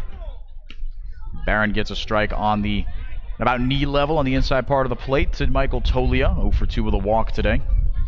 These Kettleers know how important this game is because the Falmouth Commodores are up 3-0 as well. That game's still in the bottom of the 4th against the Brewster Whitecaps. That one's shot again into the dugout. And Hyannis trailing 3-1 to the Bourne Braves. So if all results hold, the Gatemen would still retain first. But Cotuit and Falmouth would move into a 3-way tie points-wise with Hyannis up for second place. Swing and a miss. Got him on strikes. That one brought to you by Lang, Exafaris, and Bullard, the official strikeout sponsor of your Wareham Gatemen. Nasty breaking ball out of the hand of Barron. Totally a cut right through it, 1 away. But on run differential, Falmouth would secure the 2 seed. Cotuit the 3 and Hyannis the 4. But actually, now that I say that out loud, the first tiebreaker is head-to-head record. So you have to delve into that. Big J journalism. That is, wow. We'll have to see exactly what came of those games. But even after today, still 2 more games to be played for all of these teams, and all teams in the Cape League. The last 2 days will be playing home and homes. That one chopped left side. High bounce. Kreidler on 2 hops across the diamond to retire Mike Salvatore. Moves to 1 for 4 on the day. Kreidler continues to be steady as a rock at short. With 2 away and nobody on, here comes Duke Ellis. And you mentioned how each team ends with a home and home in the final 2 games of the season. Kettleers get the Gatemen tonight, but they will have those Falmouth Commodores for the last 2 of the season. So there is some scoreboard watching around here, but they will be focused in on their own games for the next 2 days. They'll play both at Lowell Park and at Gov Fuller Field in Falmouth. The Gatemen, of course, getting the already eliminated Bourne Braves for the final 2. Who apparently are just not, they don't feel like laying down yet. That butt laid down, just foul. Down the first base line. Really good butt, but crept over the white line. Going foul, but Bourne taking it to Hyannis. Yeah, let's hope they don't lay down just yet. Yeah. Be a key result for the Gatemen, who would still be up 2 points with those 2 games remaining. And of course, the Gatemen playing against the Braves. And the Harbor Hawks have 2 against the East Division leaders and the best team in the Cape League, the YD Red Sox. Yeah, and YD, it'll be interesting to see how they play those games because they've already secured not only a playoff spot, but a 1 seed. So they have home field advantage at least through the finals. I confess I don't actually know how they determine home field advantage for the championship. I don't know if it's head-to-head. I don't know if it's best record or the winner of the All-Star game, which in that case would be the West, because they did take the Midsummer Classic, I guess, here on the Cape, 4-3. So once we find that out, we'll let you know. Meanwhile, 0-2 very quickly now to a very hot-hitting Duke Ellis, who's 1 for 3 today. But Joey Barron has his number. The 0-2. Weak breaking ball, weak swing. That one over to Oliver Dunn, who fires across the diamond to Lyle Lockhart Jr. and puts away Duke Ellis for out number 3. Cotuit retired 1-2-3. Last chance for the Gatemen at the top of the 9th when we come back on the Gatemen Baseball Network. Beat the heat and join us at Waterways, a water experience unlike any other this side of the bridge. Open daily, head over to the water park on Route 28, the Cranberry Highway. Folks, after the game, be sure to visit El Mariachi on Main Street for the best Mexican food in Wareham.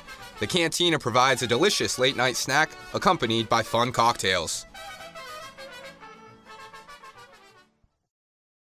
Since 1950, Morse Insurance has consistently offered the best insurance at competitive rates to generations of clients in southern Massachusetts. If you're frustrated with paying for what essentially feels like just a piece of paper, it's time for you to check out the one-of-a-kind client experience that only Morse Insurance can deliver.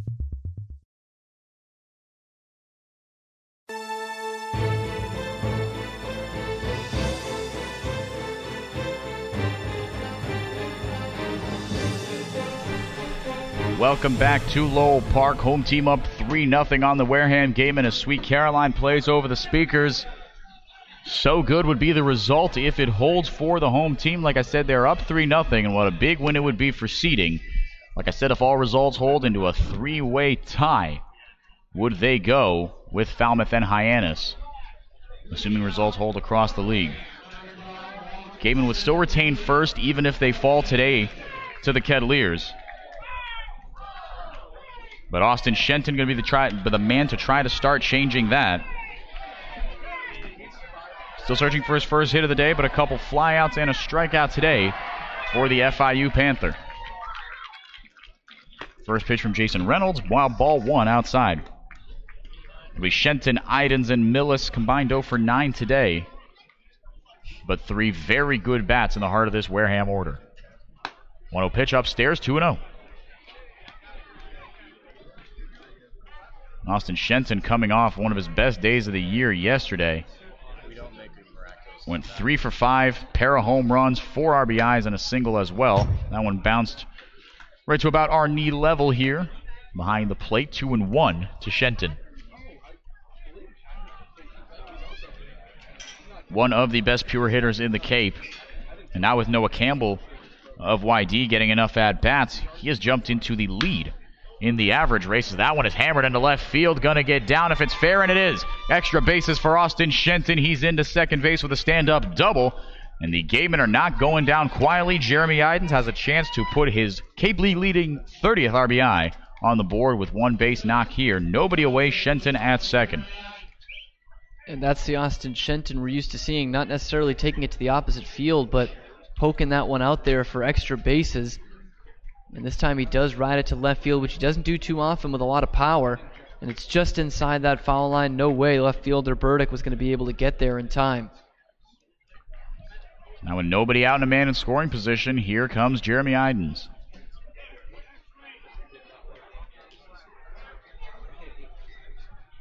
Oh for 3 today, but what a big spot to get a first hit of the day here. Strike 1 at the knees.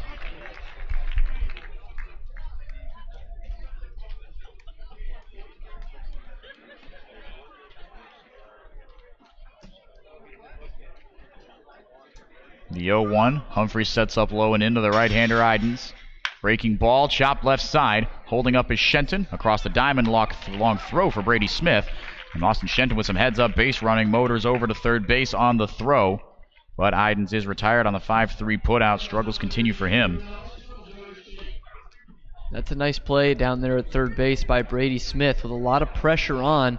He knows if this one gets by him, it's going to be a slow roller, and Shenton's going to be able to score most likely. And he takes it on a weird in-between hop in front of part of the body where you don't want a ball hitting off of you, right below the belt, but he keeps it in front of him and then makes that long throw over to first. On a related note, Drew Millis up to bat. Classic. 0 for 3 today with an 0-1 count on him right now. Was the first man to face Jason Reynolds, bounced out 4-3. Back to start off the 7th inning. He's got Austin Shenton 90 feet away from scoring at third base. That one misses 1-1.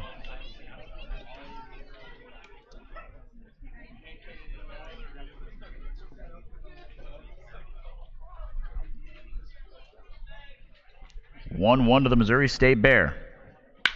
Hammered into right field, going to get down for a base hit. Shenton scores easily. Drew Millis motoring around first. Thought the better of it as the throw comes in hot from Will Robertson.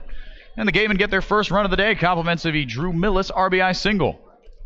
And that was a real hard hit ball that he doesn't try to do too much with. It's on the inside corner, so he thinks, hey, I got my power as a pull hitter to right field.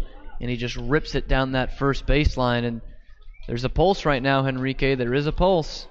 The Gatemen are not dead yet. They've already secured the season series against these Kettleers as they lead the 5-game series so far 3-1.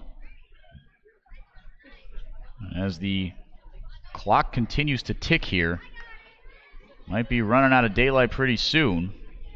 But so far so good as Cotuit's pitching coach goes out there to have a word with Jason Reynolds, who was rock solid through 2 innings. has given up 2 base knocks here in the 9th, and now the tying run is at the plate in Lyle Lockhart. Wouldn't it be a good time for him to get one, huh? No kidding. Ballpark, a lot like Red Wilson Field at YD, where he has one of his 2 homers this year. Yeah, not too dissimilar to Orleans as far as distance down the lines either. Swing and a miss. Really hard fastball at the knees. You see Deacon Metters warming up in the Cotuit pen. So if things get hairier here for Jason Reynolds, he would be the guy to come in. 0-1 to Lockhart. Got him on the foot again. Plunked on the foot for the second time in as many at-bats. Flings the bat over towards the dugout. And now Luke Roscom will bat with 2 on and 1 out. He represents the game-winning run. Sometimes you got to wear one, and there's obviously nothing that Lockhart was able to do about that one. This thing running in from the very beginning. Tries his best to get out of the way of it. He wants to get up there and hit, but it just clanks him in that foot. Always a painful one. And a guy who can't afford another injury. He's been dealing with that arm injury this year. Pitching in Chatham a couple weeks ago. It's been steady at first base, but obviously not a lot to throw over there at first. So hope he's all right. He seems to be okay. He's staying in the game. He's at first with a comfortable lead. Luke Roscom hammers it into right field. A base hit. Coming around third, actually will being held up at the last second and scampering over to third base is Drew Millis. Was held up at the last second by Mike Mobbs as Luke Roscom rifled it into right field. And he hit it too hard. If he hit that one a little slower, Millis might have had a shot, but Mike Mobbs, third base coach for the Gatemen, with the wise decision holding Millis up at third. Bases loaded. Game-winning run at first in Luke Roscom. Here comes Ryan Kreidler, another very hot bat for Wareham. And Luke Roscom has just come through in the clutch this year. Haven't seen him in too many clutch situations, but that bases clearing double to tie the game against Harwich a few weeks ago at home. And this time, Crime Dog Mobbs really wanted to send him around there. He really wanted to send him home for it. It looks like we're going to get a pinch hitter here. But had to hold up Millis. That was a wise decision. Millis, not the slowest, but definitely not the fastest guy on this ball club. No, very much not worth it. And now look at this. Gian Martellini will pinch hit. Now this is poetic for many a reason. Cam, want to enumerate them? Well, Gian Martellini, a former Cotuit Kettleer. We saw him talking to all kinds of fans before the game who still love him here in Cotuit. And obviously a local kid playing here in the Cape League who has been frustrated at his playing time. Not vocally, but you could see it, and it's understandable. You know, he's a guy who's played in the league before, has got the power numbers, but there's been a logjam behind the plate this year. You're trying out someone in Luke Roscom who hasn't really played that position, and he's gotten more playing time than Martellini, but has come alive as of late with that power bat. Big opportunity for him here. First pitch breaking ball, strike one, and Martellini hit his only home run of the year here at Cotuit against his former team earlier this year. And what an opportunity to come up big here. Infield in slightly for Cotuit. The 0-1 pitch in the dirt. And Humphrey's able to corral it. Did he go? No, says the first base umpire Larry Rosenberg. So 1-1 the count. Obviously we're getting way ahead of ourselves here, but if there is a tie or a lead change, got to remember with this darkness coming in, you've got to finish the full inning, as if not, it reverts to the score of the inning before. And Cotuit Kettleers head coach Mike Roberts knows a thing or two about that. Breaking ball misses low, 2-1. He is notorious for making mound visit after mound visit after mound visit to game the system on that exact rule you talked about, Cam. It would be very interesting if it gets even a little closer here, the gamesmanship that would go on. The 2-1 pitch. Shot foul over the first base dugout, 2-2. Obviously with 2 strikes here, Martellini just going to do whatever he can to put the ball in play, but there is a big hole between shortstop and third base. Brady Smith playing on the line here. And not the fastest runner in Lyle Lockhart at second base, but anything that grounds to the outfield here will definitely score one and has a chance to get Lockhart. Bases loaded, 1 out. The 2-2 to Martellini. Got a piece of the breaking ball upstairs. Thought about it. Excuse me, defensive swing keeps him alive. 2-2 the count. And that a great adjustment there to have to lift up that bat head on the pitch that was left up high. As we see, sunset is officially at 7:59, last light at 8:30 as we sit here at 7:25 Eastern Standard Time. Eastern Daylight Time. There you go. There you go. EDT. The 2-2. Breaking ball just missed outside. Cal runs full. That call takes a lot of cojones right there, as that was, I still think it's a ball, but that's a tough one to lay off with 2 strikes. One away, bases loaded. Wareham trails by 2. The payoff pitch to Martellini. Line drive into center field, a base hit. 1 run will score. Lockhart being waved around third. He will score. We got a tie ball game in the 9th. Gian Martellini comes through in a big way against his former team. 3-3 ball game in the 9th inning. Gian. The prodigal son returns and puts a dagger in their hearts here in Cotuit tonight. You bring in the power bat for that reason, just a single, but hit hard enough that both guys can come home and score. What a response for the Gatemen in this 9th inning. You're telling me Luke Roska moves up to second. And like you said, Cam, you bring in Martellini because he knows how to hit the ball hard, knows how to hit it a long way. And he didn't hit it a long way, but that was a laser over the head of the shortstop Mike Salvatore and into center field. And credit Martellini not just in that, but all season. Whenever he is called upon, he has come through. And what do we say, Henrique? It's already starting. A real slow, methodical pace coming on right now after the game is suddenly tied. First pitch to Skylar Hunter. That one lifted high and deep into left center field. Ellis and Burdick converging on it. Peyton Burdick makes the grab for out number 2. Hunter retired for the second out of the inning. But Luke Roscom still representing that go-ahead run. And his former Duluth Husky teammate Isaac Collins going to be the man to try to drive him in. Now, if you want to get super meta-gamey, there is a school of thought that says, do you trust your bullpen to get out of the bottom of the 9th and leave it at a tie? And, maybe not work as hard to get this run across? Playing not to lose. Playing not to lose, exactly. Now, I'm not saying you do it, but there is that school of thought. Because if the 9th inning goes quickly and the Gatemen bullpen is able to work quickly, you get out of it with a tie, rather than extending this inning, putting more runs on the board, and potentially having this inning just retconned, completely out of the record. I think what happens when Don Snedden sends these guys up to the plate now, like we just saw with Skylar Hunter, you know what, if you see one you like early in the count, maybe take a hack at it. Have a rip. And you just kind of play a little looser in that sense. Isaac Collins does take ball 1 outside. Collins a very patient hitter as well. 1-0 breaking ball, got him on the outside corner, 1-1.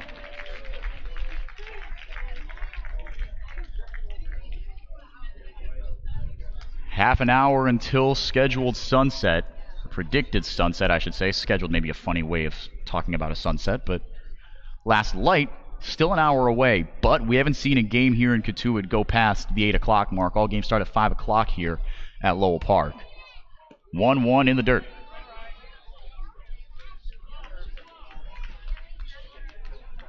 Gian Martellini, the hero in the 9th.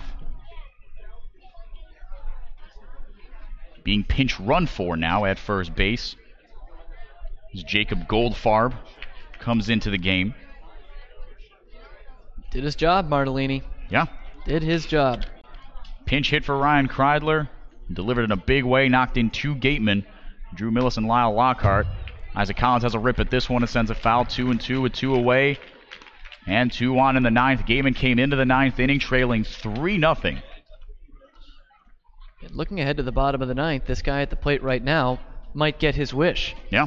He might move back to the infield as Goldfarb, an outfielder, comes in to run. So you imagine some combination of him and Oliver Dunn, he and Oliver Dunn would be the double play tandem up the middle. And Goldfarb would move out to right field. I think maybe Collins moves to short, Dunn at second. That is my prediction anyway. And Goldfarb out there in right. That one shot into right field, going to get down for a base hit. Luke Roscom being waved around third. 4th Gateman run of the day will score standing up. The Gatemen drop a 4 spot on the Kettleers in the 9th inning. The barrage continues. Runners at the corners, 2 away for Oliver Dunn. These guys just won't quit, especially this last week. They faced adversity all year. They faced more tonight. 3 down in the 9th inning. You finally don't get to face Steven Schock, and they make the most of it. 4 runs home. This was a depleted offense coming into this inning. The 5th hit of the inning. Just 3 going into this. Unbelievable. Goldfarb able to move it to 3rd on the single from Isaac Collins. His 2nd hit of the day and first RBI of the day moves it to 2 for 5 on the day for the Creighton Blue Jay. Oliver Dunn still searching for his first hit of the day. He's 0 for 3 with a walk. And this the 9th man to bat in the innings. The Gatemen do bat around here in the 9th. It all started with that Austin Shenton double. Not exactly barreling up a ball, because you'd see with him normally go to right center with that, going to left field on that particular double. It's just guys not trying to do too much. Good, selfless, fundamentally sound swings from the Gatemen here in the 9th. And like you said, Cam, 5 hits and 4 runs scored in a game where the Gatemen coming into the inning, like you said, had 3 hits and no runs. Looked like one of those games where the Gatemen just could not get anything going. But they have come alive in a big, big way here in the 9th.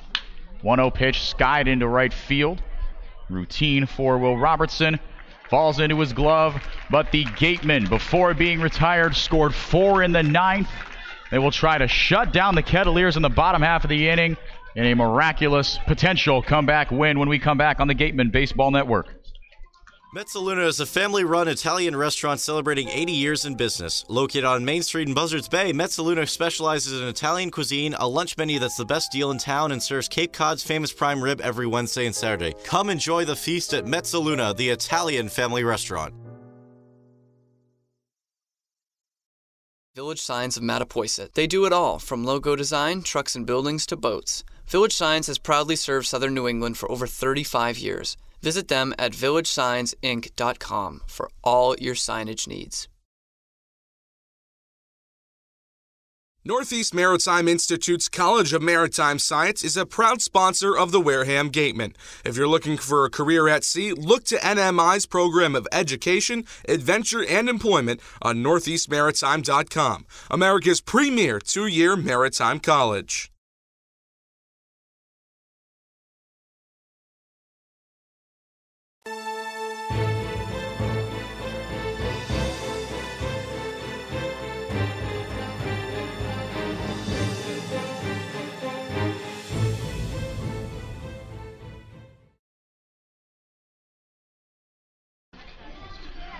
Welcome to Lowell Park. 4-3 Gatemen in the bottom of the 9th inning.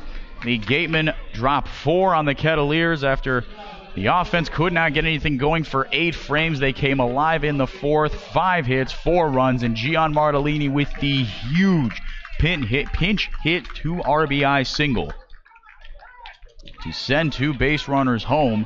It was bases loaded, 1 out.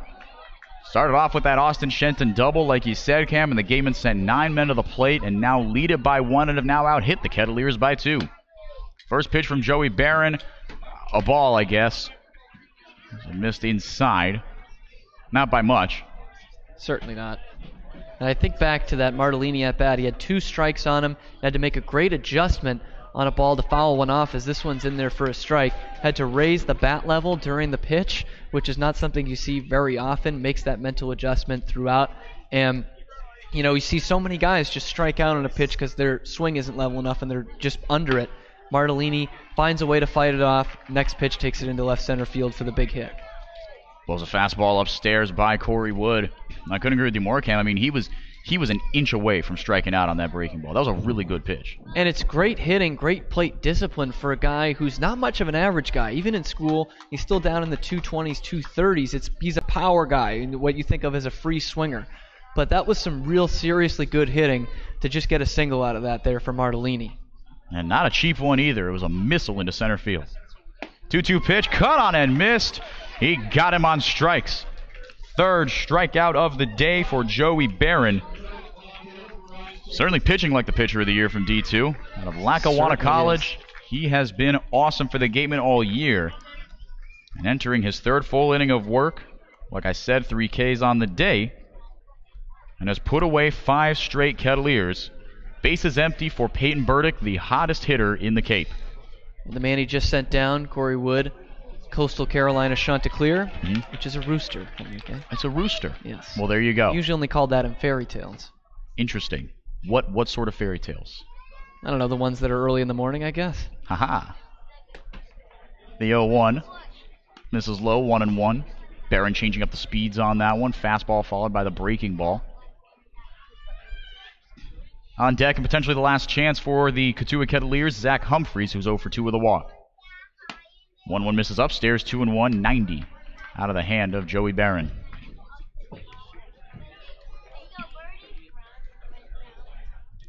All goose eggs till the 6th as Cotuit got 2 on a Zach Bierman home run, ripping a miss on that one. Nasty breaking ball, 2-2.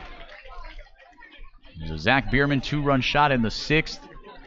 And then a Will Robertson RBI single to bring home Peyton Burdick, the man at the plate right now. Made it 3-0 in the 7th, and the Gatemen with 4 runs in the 9th to come back.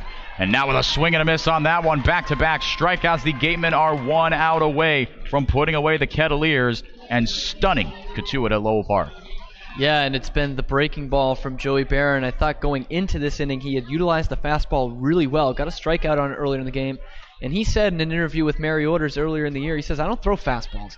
I'm going to get them off balance on my breaking stuff, a few different breaking pitches, which he has really working so far in this one. And that one in particular that just got the strikeout on Burdick, 80 miles an hour. We've seen him living around 73, 74, 76 on that curveball for a strike. But a little bit harder at 80, and guys don't know what to do with it. The control has been there. The stuff itself is nasty. And the sequence he has worked and the location has been masterful. 0-1, swing and a miss. Took a little something off that breaking ball. Like you said, that was one of the faster ones at 80. We've seen that breaking ball range from 73 to 80. That might have been a changeup, but either way, something came off it. And it's still, Henrique, 3-1 Bourne in the bottom of the 6th inning over the Harbor Hawks. The Gatemen, just thought I'd throw that out there. If results hold, the Gatemen clinch home field advantage in the first round anyway. The 0-2 misses upstairs, 1-2. So if Hyannis loses and the Gatemen come out on top in this one, home field advantage secured at least in the first round, meaning the Gatemen lock up at least a 2 seed going into the playoffs. The 1-2 to Humphreys, swinging a line drive up the middle for a base hit.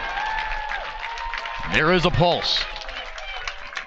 Certainly is. That's that tying run at first base. Heart's beating a bit.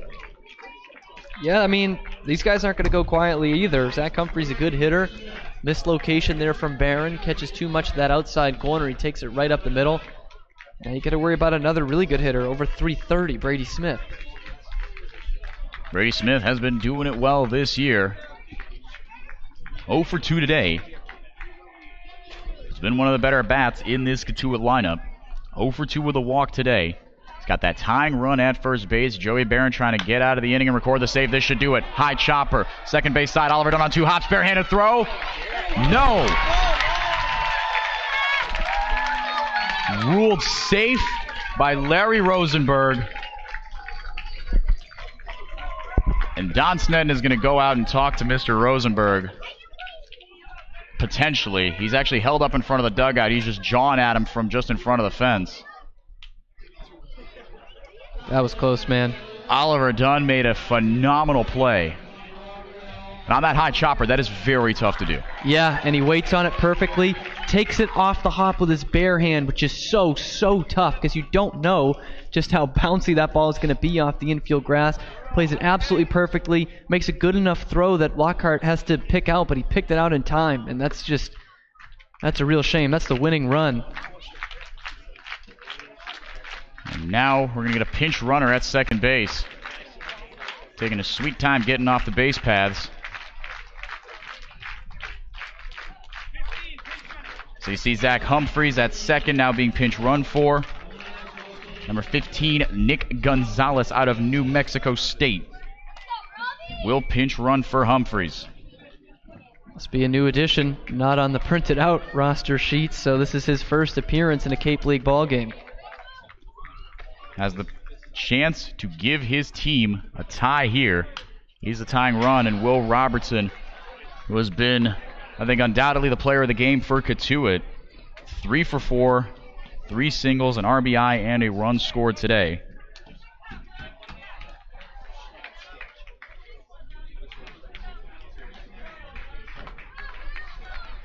Gonzalez at second, Brady Smith at first. Joey Barron, 2 strikeouts, trying to get out of this inning. The 0-1, breaking ball. That's going to be into right center field for a base hit. Gloved by Skylar Hunter. The throw in will not be in time, but the throw down to third, not in time either. The Kettleers have tied it up 4-4. Oh, man. That's a tough one to swallow right there. Will Robertson continues the hot hitting and saves the game and the winning run 90 feet away. Zach Bierman, a guy who has already homered in today's game, with the chance to bring it home. It's a game of inches, Enrique. It's a game of inches. Botch call at first base. Tying run comes in to score. Gatemen had trouble finishing off this team in this ballpark. Second time this year they've blown a lead in the 9th inning. Bierman with runners at the corners. And a tie ball game inside, almost hit him. Play of the game by Drew Millis. Has to range all the way over inside and just barely gets a glove on it, reaching behind him where that run's going to score. Well, Robertson at first, but it's Brady Smith that is the walk-off game-winning run in the bottom of the 9th for Cotuit. 1-0 pitch, foul down the left field line. Got it off the inside part of the bat, did Zach Bierman. If that one gets lifted lazily like that into left field, that's game over. That 193 from Barron, highest we've seen him at. Barron versus Bierman with Smith at third. The 1-1. Upstairs, Drew Millis came down and got it.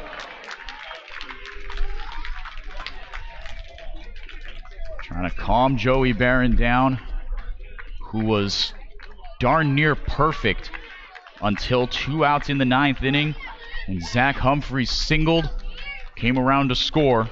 I should say the guy who pinch ran for him, Nick Gonzalez. What a Cape League debut.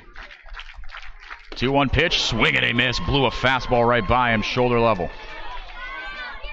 If you're Barron, obviously your mindset doesn't change. You want to get this out, but from the Gatemen and a fan perspective, from where we are right now, if this holds up through this inning, it looks like it's going to be a draw. I don't know how much more time we've got out here. The 2-2 pitch. Dead ball. Looks like it clinked off the knob of the bat, but Bierman in a lot of pain as he goes down to first base. And they're going to call that. I saw Bierman heading back towards home plate. So we'll see exactly. And Mike Roberts is livid. Bierman clearly in a lot of pain, but it did hit the bat. The question is, did it hit the bat and Bierman's hand? Definitely a good sell job by Bierman if it didn't. And we've seen this a couple of times, including the Matthew Barefoot one the other day, where the umpire puts his hands up as if to say it's a foul ball, and it ends up hitting the guy and they give him first base. So we really don't know what the official call is going to be here, but obviously Cotuit upset. So from what it sounds like, it has been ruled a foul ball right now.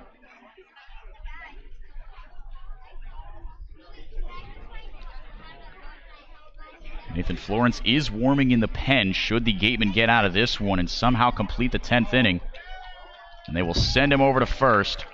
And Don Snedden now going to have his turn to bark at Tim Carey. Yep, and you know what? He got slighted on a call earlier in the game, in the inning that might come to cost the Gatemen a point in this game, and now he's really going to give it to him now. And so is Mike Roberts. He's over on the Gatemen side of the field. Not exactly sure why. He's pointing at the dugout.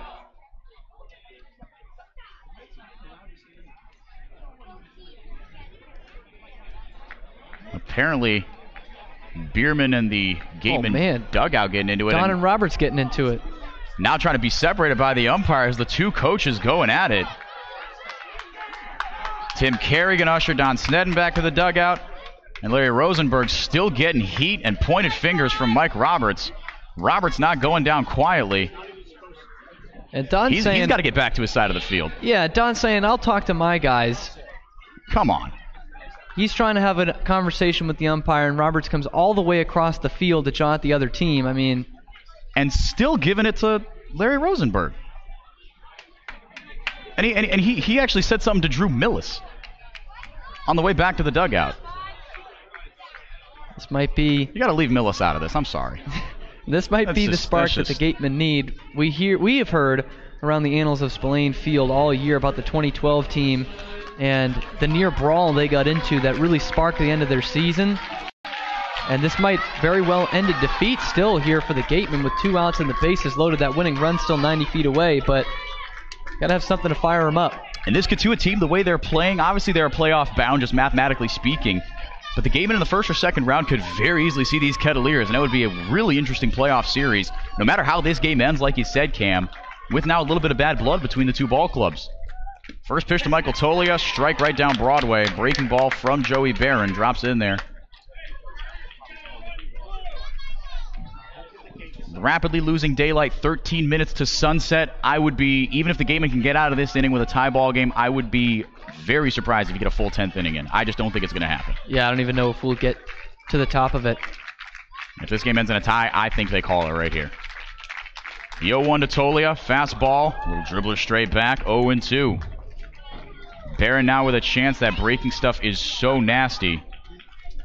But on the other side of it, Tolia probably, you might be thinking maybe a little more patient, less hesitant, or less inclined to swing. Because if Drew Millis lets that ball go by him, winning run scores from third. That's Brady Smith. 4-4 tie, bases loaded, an 0-2 count with 2 down here in the bottom of the 9th. Barron's 0-2 pitch, swing and a miss. He got him on strikes. Tolia goes down swinging, and that's the ball game. Well, how's your entertainment factor for that 9th inning? We had a boring one, a real dull barn burner going 3-0 into the 9th. It ends up 4-4, and you know what? If you're the Gatemen, it stinks that you blew this lead after working so hard to get it in the 9th, but a point's a point, and with 2 games left after this and a chance to win that regular season division title, a point is a point. 2 teams will shake hands. Don Snedden making nice with Mike Roberts, shaking hands, pat on the back between the 2 coaches. Probably ending with see you in the playoffs. So the Gatemen do take the season series, 3 wins, a loss, and 2 ties. So these Kettleers, both those ties obviously coming here at the lightless Lowell Park. But what a game. Like you said, Cam, it was a dull one until the end there. That'll be one of the games of the year. And you got your entire day's worth of entertainment in the 9th inning.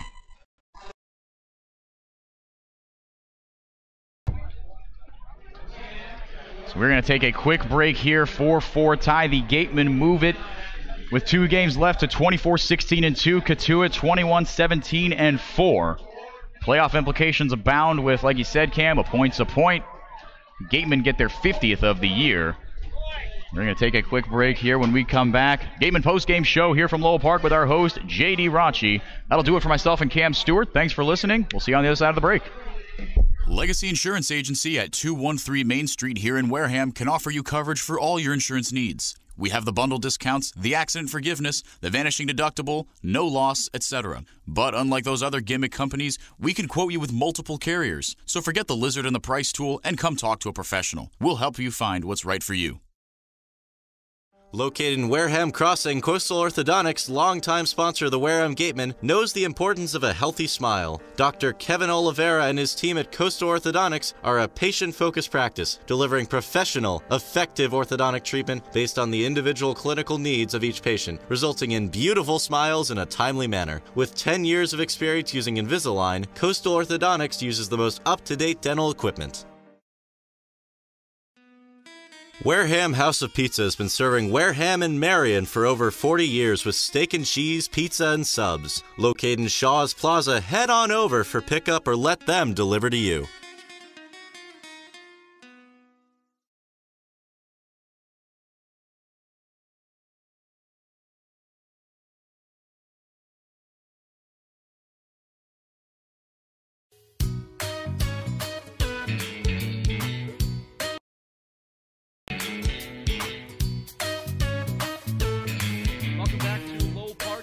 Cotuit, Massachusetts, a 4-4 tie, the second straight here at Lowell Park for the Wareham Gatemen against the Cotuit Kettleers. All important 1 point. You'll take any points you can get as this playoff race shapes up, and the Gatemen still out in front of the West Division right now, gearing up to play either Falmouth or Cotuit, likely, depending on how the rest of the last two games of the season go for the Gatemen, the Commodores, the Kettleers, and the Hyannis Harbor Hawks. And how about Gian Martellini tonight? Came up in a huge spot. Needed a hit. You needed runs to get back in this game. And he bloops one into right center field, in for a base hit. 2-run score on the play. An absolutely gutsy at bat, gutsy game for Gian Martellini. Got a little hairy there in the ninth. Joey Barron had the Cotuit Kettleers down to their final out. Couple of singles later, this game is tied, but again, he comes up big, strikes out who was named the player, like the MVP of hitters this season for the Cotuit Kettleers. Michael Tolia was named the MVP by his teammates earlier yesterday. So you strike out the best bat on the other team, one of the best bats in the league, one of the biggest power bats in the league. You strike him out, you really do what you need to do, and you get out with a tie. You get the 1 point, and now, if the results hold from earlier in the game, earlier in the night, where Hyannis was down 2-1 to the Bourne Braves, if these results hold, the Wareham Gatemen will have a 3-point lead over Hyannis heading into the final two games of the season. That is really not an insurmountable lead by any stretch of the imagination. That is a good, healthy lead going into two games with a Bourne team that is really reeling and has already been eliminated from playoff contention and can only play spoiler from here on out. An absolutely fantastic win for the Gatemen today. And one guy who, up until the ninth inning, we thought was going to be our player of the game. How about the performance tonight from Jack Ralston, the right-hander out of UCLA? 2 scoreless innings, just a hit allowed, 2 strikeouts. And for a guy that struggled with consistency and struggled with location in the early part of the season, Jack Ralston had an absolutely wonderful outing tonight. Ryan Garcia, again, nothing short of brilliant. Scoreless inning for him, just the 1 hit. And going back to that scoreless inning that Ryan Garcia threw, thanks in large part to Isaac Collins defensively out in right field tonight, had a whale of a game. Diving catch to get that third inning started. Then Ryan Garcia with 2 outs gives up the single to Will Robertson, and Isaac Collins says, "Oh no, we're not playing this game. We're not letting my roommate get a double off Ryan Garcia to end this third inning. I'm going to bomb him out from the wall." The ball hopped off the wall, didn't even one-hop the wall, hit straight off the wall right into Isaac Collins' glove, and he gunned down Will Robertson at second base. An absolutely fantastic play for Isaac Collins. And really, offensively, there wasn't much going for the Gatemen until that ninth inning. Just 3 hits headed into the ninth. And then, as Enrique and Cam told you, 5 hits in the ninth inning to tie things, or to take the lead, 4-3 lead heading into the bottom half. Of course, things didn't work out exactly the way the Gatemen wanted to. A little bit of controversy at the end of the ninth inning. It ends up not mattering because Zach Bierman is stranded at first base. Joey Barron stepping up and stranded, the bases loaded. An absolutely fantastic game today for the Wareham Gatemen, and fantastic comeback. You'd like to see a little bit more consistency moving forward, a little bit more inning-to-inning success rather than saving it all for the ninth. But boy, did they deliver on an absolutely ecstatic and exciting way to end the season series with the Cotuit Kettleers, at least for the regular season. We'll have to see if the playoffs shake out in any other way like that. We're going to take one more quick break here on the Gatemen Baseball Network. When we come back, we'll have our interview with our player of the game tonight, Gian Martellini. That's when we come back on the Wareham Gatemen Baseball Network.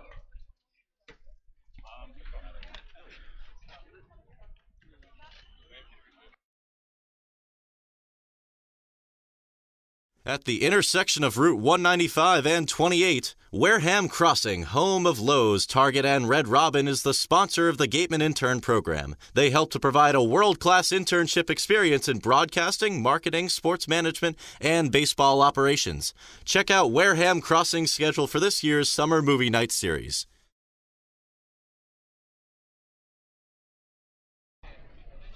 Back here at Lowell Park in Cotuit, 4-4 tie for the Wareham Gatemen today against the Cotuit Kettleers. But the one man it would not have been possible without now joins us here at the broadcast table, Gian Martellini, catcher out of Boston College. Gian, you come up in a huge spot, top of the ninth inning. You guys are down by a couple of runs. You're coming off the bench. What's going through your mind as you're heading into that at-bat as a pinch hitter? I just try to stay locked in the whole game, honestly.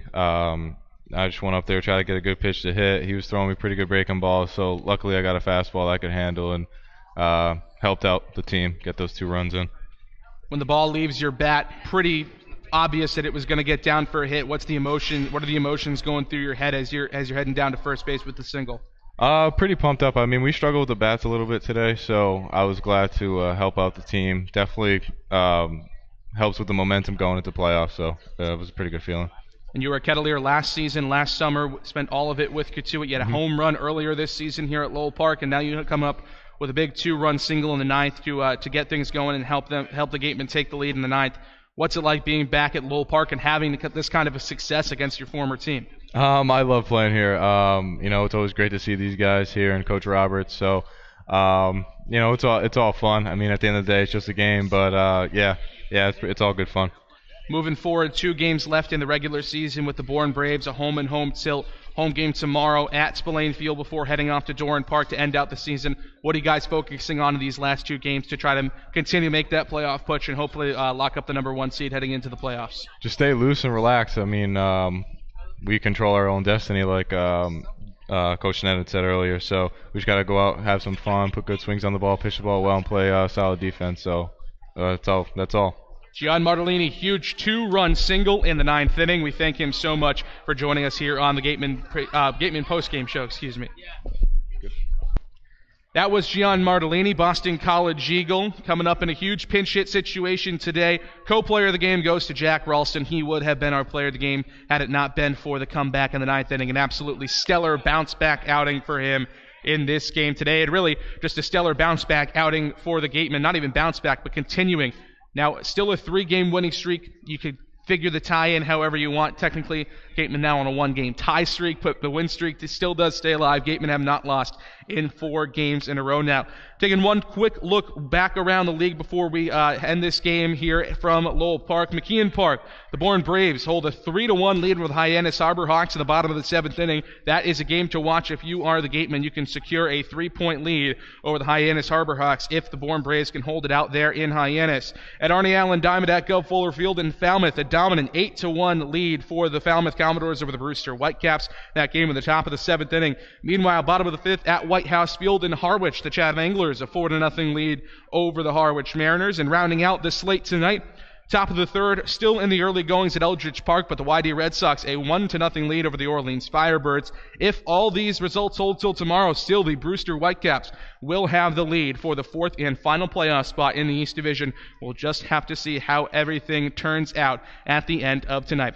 All right, that'll do it for us here on the Gatemen Baseball Network. Want to thank our producer, Trevor Russo, for pushing all the right buttons and getting us ready and raring to go for this broadcast as always. Thank you to our sideline reporter, Mary Orders, our beat writer, Ian Visera, and of course, today's broadcasters, Cam Stewart and Henrique Demore.